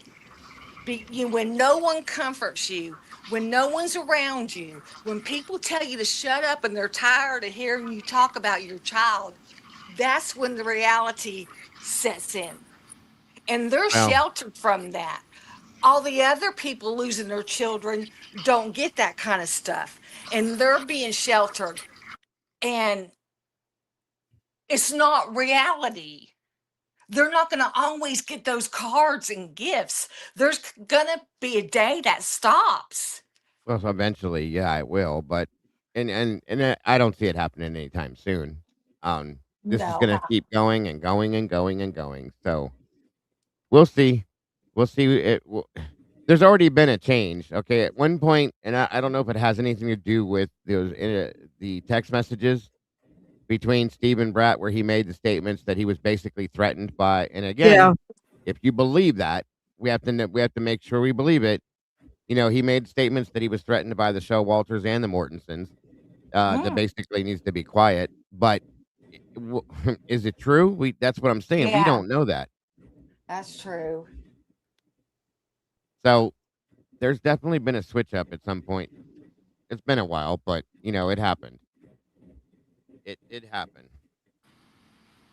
Yeah, and I feel like it goes beyond the point of just wanting to win the lawsuit, which I think is a primary motive for them being like this. But there just seems like there's something extra too going on with them. I don't know. Yeah, I can agree with that. Most definitely.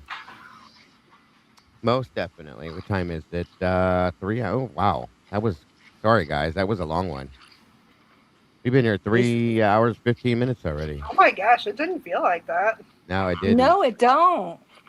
That went by quick. Well, we're all having fun. I did receive the book, Mr. Cyray's book, this big old thing here, and it came with a free bookmark. So thank you for that. I'm grateful to the moderation team for picking this up, sending it to me. Very much appreciated. Thank you, all of you. I would be looking through the parts of this that relate to the case, and at some point probably reading them to you, for sure, and pointing out what we agree with, what we disagree with, and breaking that down somewhere too. Thank you, bro. So, very interesting. Again, another one of their interviews that I don't even know how to explain sometimes how I feel after watching those. It's just, it's almost surreal, if that makes any sense. It feels like gaslighting. It's like, my crazy, what's happening? Well, I agree. I think it's Kate that said that they're very good at gaslighting, and they are. They truly are.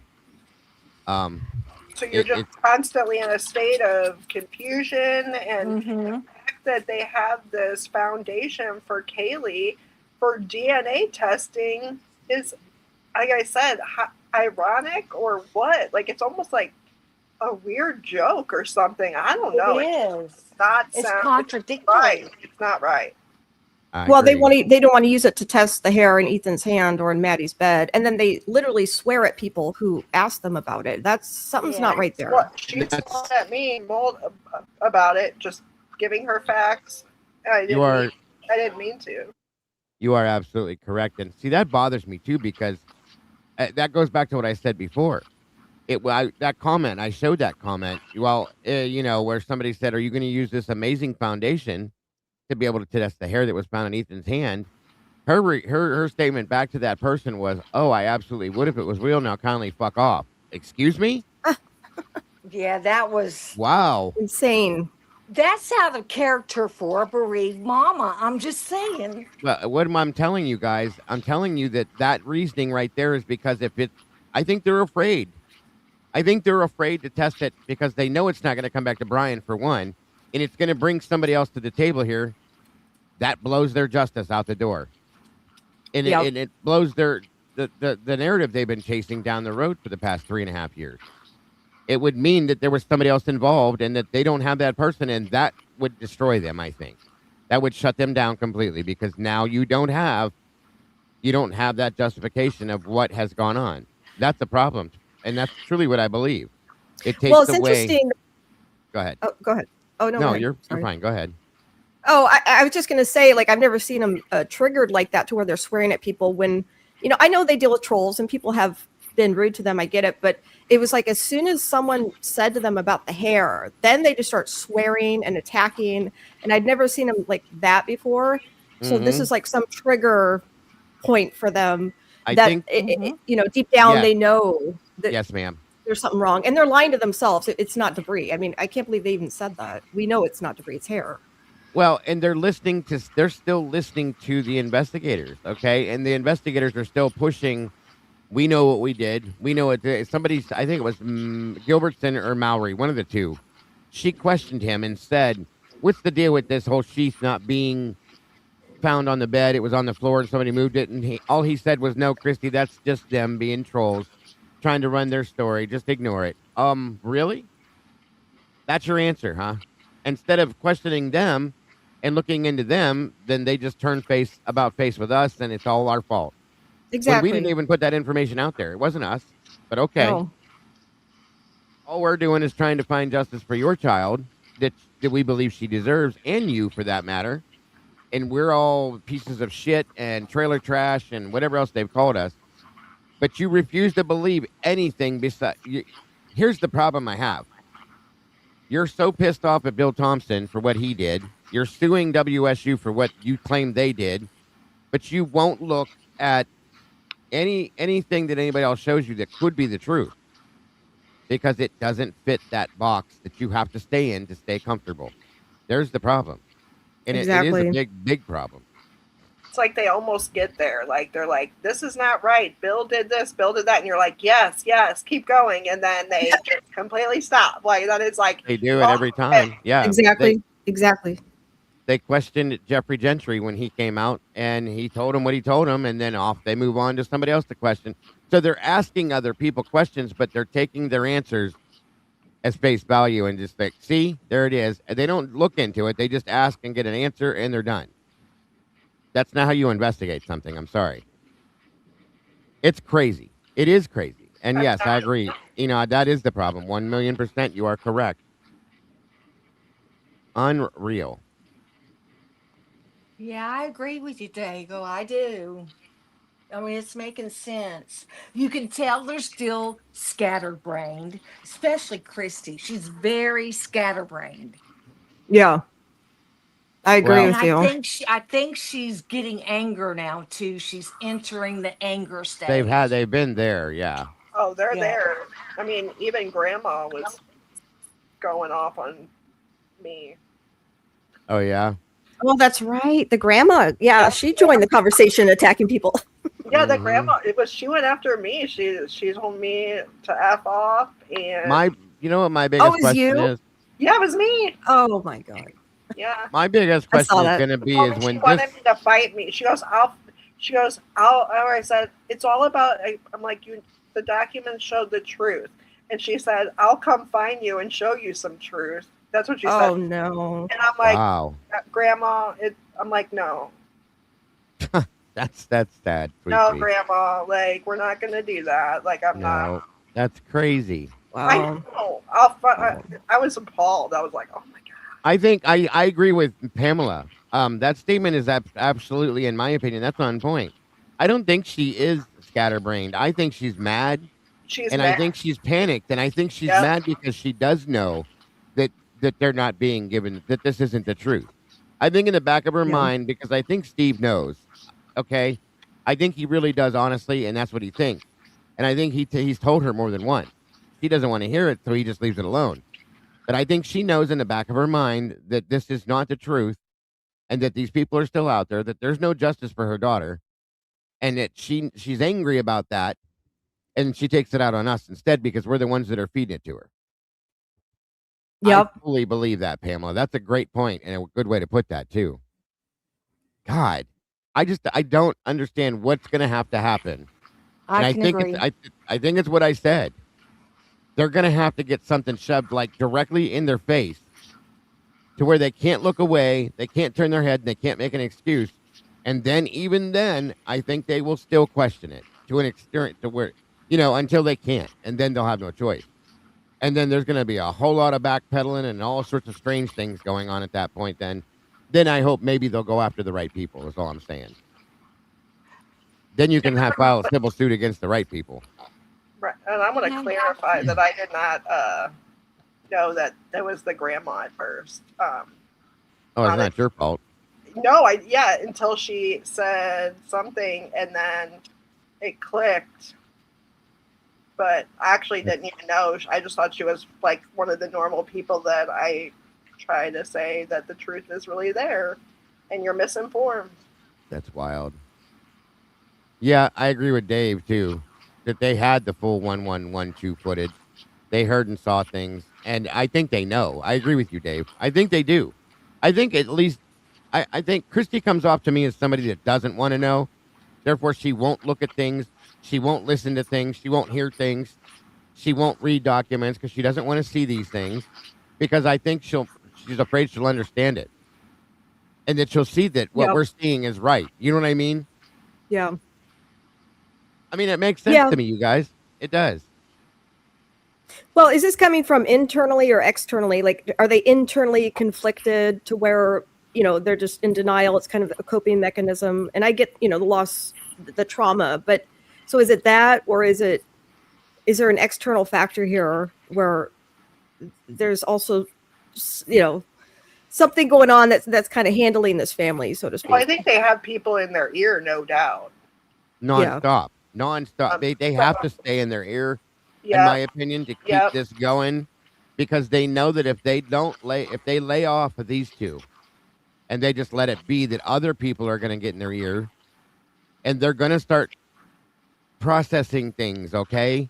And I think there's people on them 24/7 counseling them, saying, don't listen to this, don't listen to that. Make sure you're still feeling this way.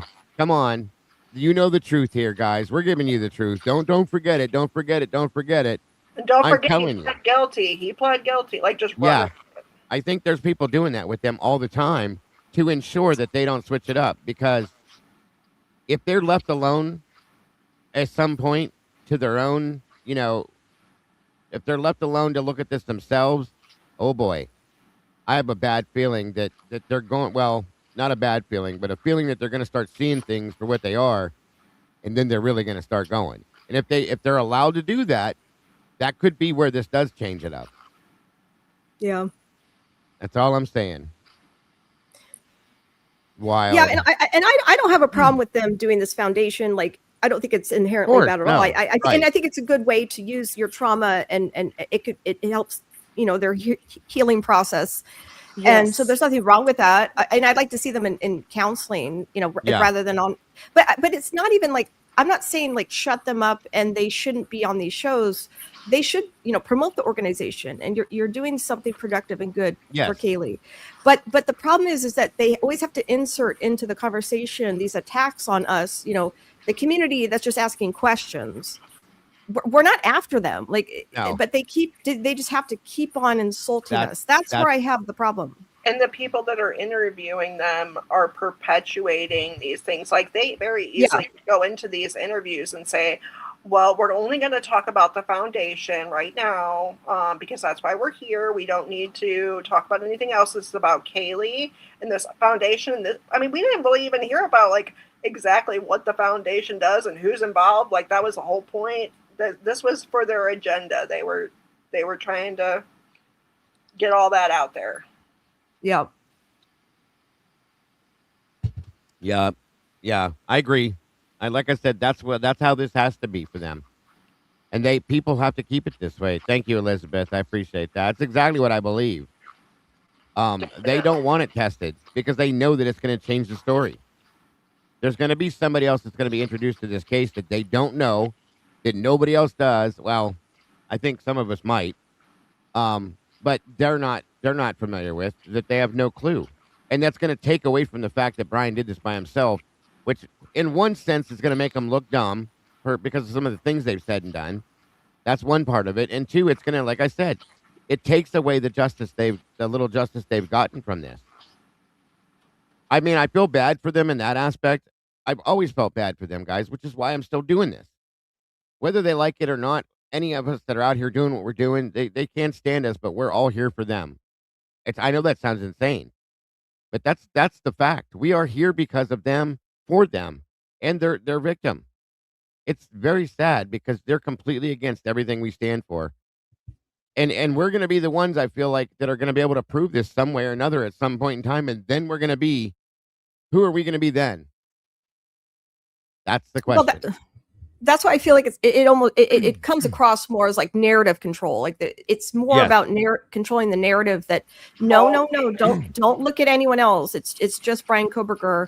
And then they freak out if, like, we're not out to get them. We're looking for answers. We're allowed to ask questions, and we are allowed to have our own opinion in this case. No one gets to dictate how we feel about this entire criminal case. So we are allowed to read the documents and have our own, perspectives on it. But they want to control that. So that's what where she said that herself, Kate. She said she wanted to have control. If you remember her last interview, they just want to have control. You should have control of what goes on with your life and with your daughter. You don't get to control what the rest of us see and think and hear and feel. I'm sorry, but that's Exactly. not normal, okay? Whether it was your daughter that was a victim or not, we still deserve to see the truth as much as you should want to. So, Exactly. Birdie named this the perfect thing because that's exactly what this has been from day one. Narrative warfare. This is absolutely what this is. And they're right in the middle of it, folks. It's very sad. Hi, Yvette. Well, that's why I think there's something else going on. You I know, agree like I with think you. this is something bigger. You know, like there's Yeah. more to why they're always on these shows trying to control the narrative. Somebody that bingo. Thank you for saying it just like that. There's some reason why this narrative is being controlled the way it is because and the why that's being pushed so hard in that direction. It has to be Brian no matter what. No matter what you say or do, it has to be him. There's something bigger that is being protected, I guess for lack of better terms, and that's what they keep pushing and shoving to make sure it's never shown. It may be the 400 million at this point, but I think there's more to it than that, okay? Before that lawsuit ever even came out, this was going that direction. So there's something there that we're not getting yet. And I think that's what we're all striving for is to find that. And that probably plays into the motive and everything relating to this. And when we find that, eventually, that's going to give us, I think, all the answers we need to understand all of this. Hopefully. I can only hope. Well, isn't it? It's kind of interesting because then we have, you know, like these former FBI guys come out all of a sudden. You know, got the Chris Whitcomb book, you know, Dr. Turvey and Holland. And so why are they now questioning or even providing that conversation about questioning this case? I think that's kind of interesting because it's, in my opinion, there's a reason that all of a sudden these guys are coming out and kind of switching up the narrative. So I don't know if there's something going on in the background. Timing. Yeah. Well, just wait because there's something big, I think, is coming, Kate, because Yeah. every time I said this the other day too, every time something's coming, something comes before it. With the Dateline stuff dropped last time before the plea hit. Well, guess what? There's a new Dateline coming. Something's coming.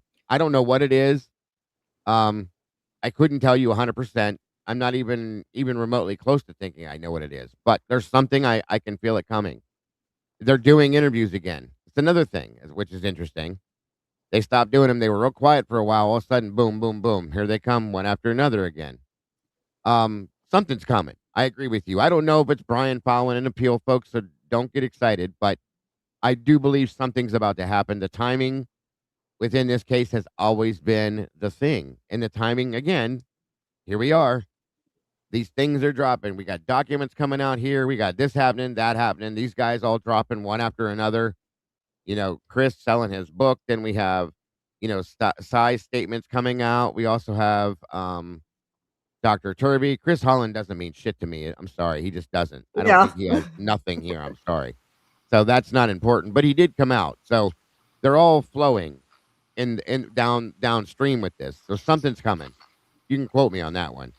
Well, I'm just wondering if this is the feds who in my opinion, you know, if Brian's framed, they're primarily the orchestrators of that. And so is this trying to get ahead of that to where it's like, well, look at the local PE, it was them, it was Payne, you know, you got your rookie detective who's never done a murder investigation ever, you know, and so I don't know if they're trying to get ahead of it, you know, by putting this book out and then get everyone to focus on like the local investigation, because if something is going on in the background, they're just trying to wipe their hands clean, possibly. That makes perfect sense. It really does. I absolutely agree with you. And go ahead. I'm trying to get a preview of what it could possibly be is all I'm waiting on. Go ahead. And I wanted to say, you know how we feel like when we heard about the autopsies, how they were killed, and we felt so bad. We were imagining how it could have been. And for them, no matter what's going on, no matter what they think, when they have that memory of Kaylee or lay down in their bed and think about Kaylee, they're going to run it through their mind. How did she die? Did she suffer? how did she die? I don't want her to. I hope she didn't suffer, because most of us parents think that way with our children that's been in an accident or murdered. So I will say they will feel that no matter what the narrative is, they have to deal with running through their mind, torturing themselves over wondering how Kaylee died. If she suffered. Well, I'm sure that they know based on what has happened to Kaylee, they know she did to some aspect. Unfortunately, that's something that's never going to go away. That's just part of the situation, unfortunately. So, sadly, you can't get rid of that. And I'm sure most people face that head on, or they should. Healthy A healthy way is to face that head on, deal with it first and foremost, and then try to move past that in your healing process. But not It's everybody takes it hard. that way. Most people will get to counseling and stuff like that. It does help psychologically, but it's not something you just get over, guys. This is your child you created. Mm-mm. It doesn't go away. It does get easier. People do heal from it, but you have to heal yourself as well. You can't just Yes, expect it I've to learned happen. that. You have to be able to accept it and help yourself to heal. You can't just say, "Okay, heal me."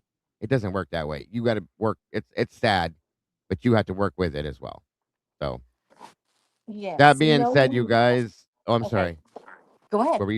I was just gonna say is we've hit the 3:30 mark, and I'm probably gonna have to let you guys get out of here. I will be live tonight, I believe, with Crimes After Dark and Devil's Advocate. So if anybody's interested in that, come on by, please and thank you. I'm gonna be trying to do a Cafe Conspiracy show probably tomorrow night to make up for Sunday. If anybody's interested, come on by for that as well. Besides that, I want to thank Leah and of course Kate. It's been a long time. I'm grateful you joined us. Of course, Sweet Pea, for jumping up here as we went through this. I'm sorry it was somewhat torturous to some aspect, guys, but thank you for being here for it. Um, Very much appreciated, guys. Don't again always ever forget to love yourselves and love each other. And please don't change a thing. You guys truly are the beautiful people, and I hope to see you very soon. Take Okay. care, folks. Bye. Bye-bye. I Thanks. enjoy it. Bye. Bye-bye.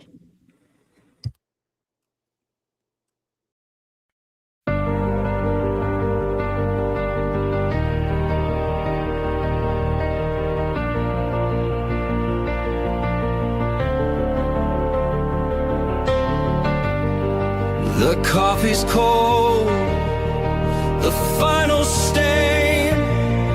We laid the map out in the pouring rain. No hidden corners left to creep. The dark truth woke while the city was asleep. The evidence lines up straight and true, a perfect picture of what they chose to do. The quiet street erupts in flashing light, a reckoning delivered in the night.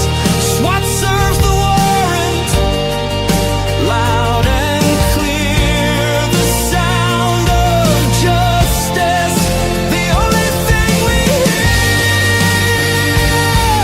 at the TruCrime Cafe. We watch the suspect finally pay. The dark truth is backed and signed and sealed. The wound is closed, the name is finally healed.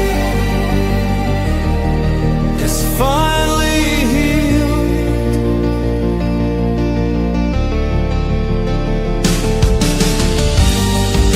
The cafe's empty, closed for the night. We put the darkness back into the light. We'll wipe the counter, set the empty chair, and wait right here for the next secret laid bare. Until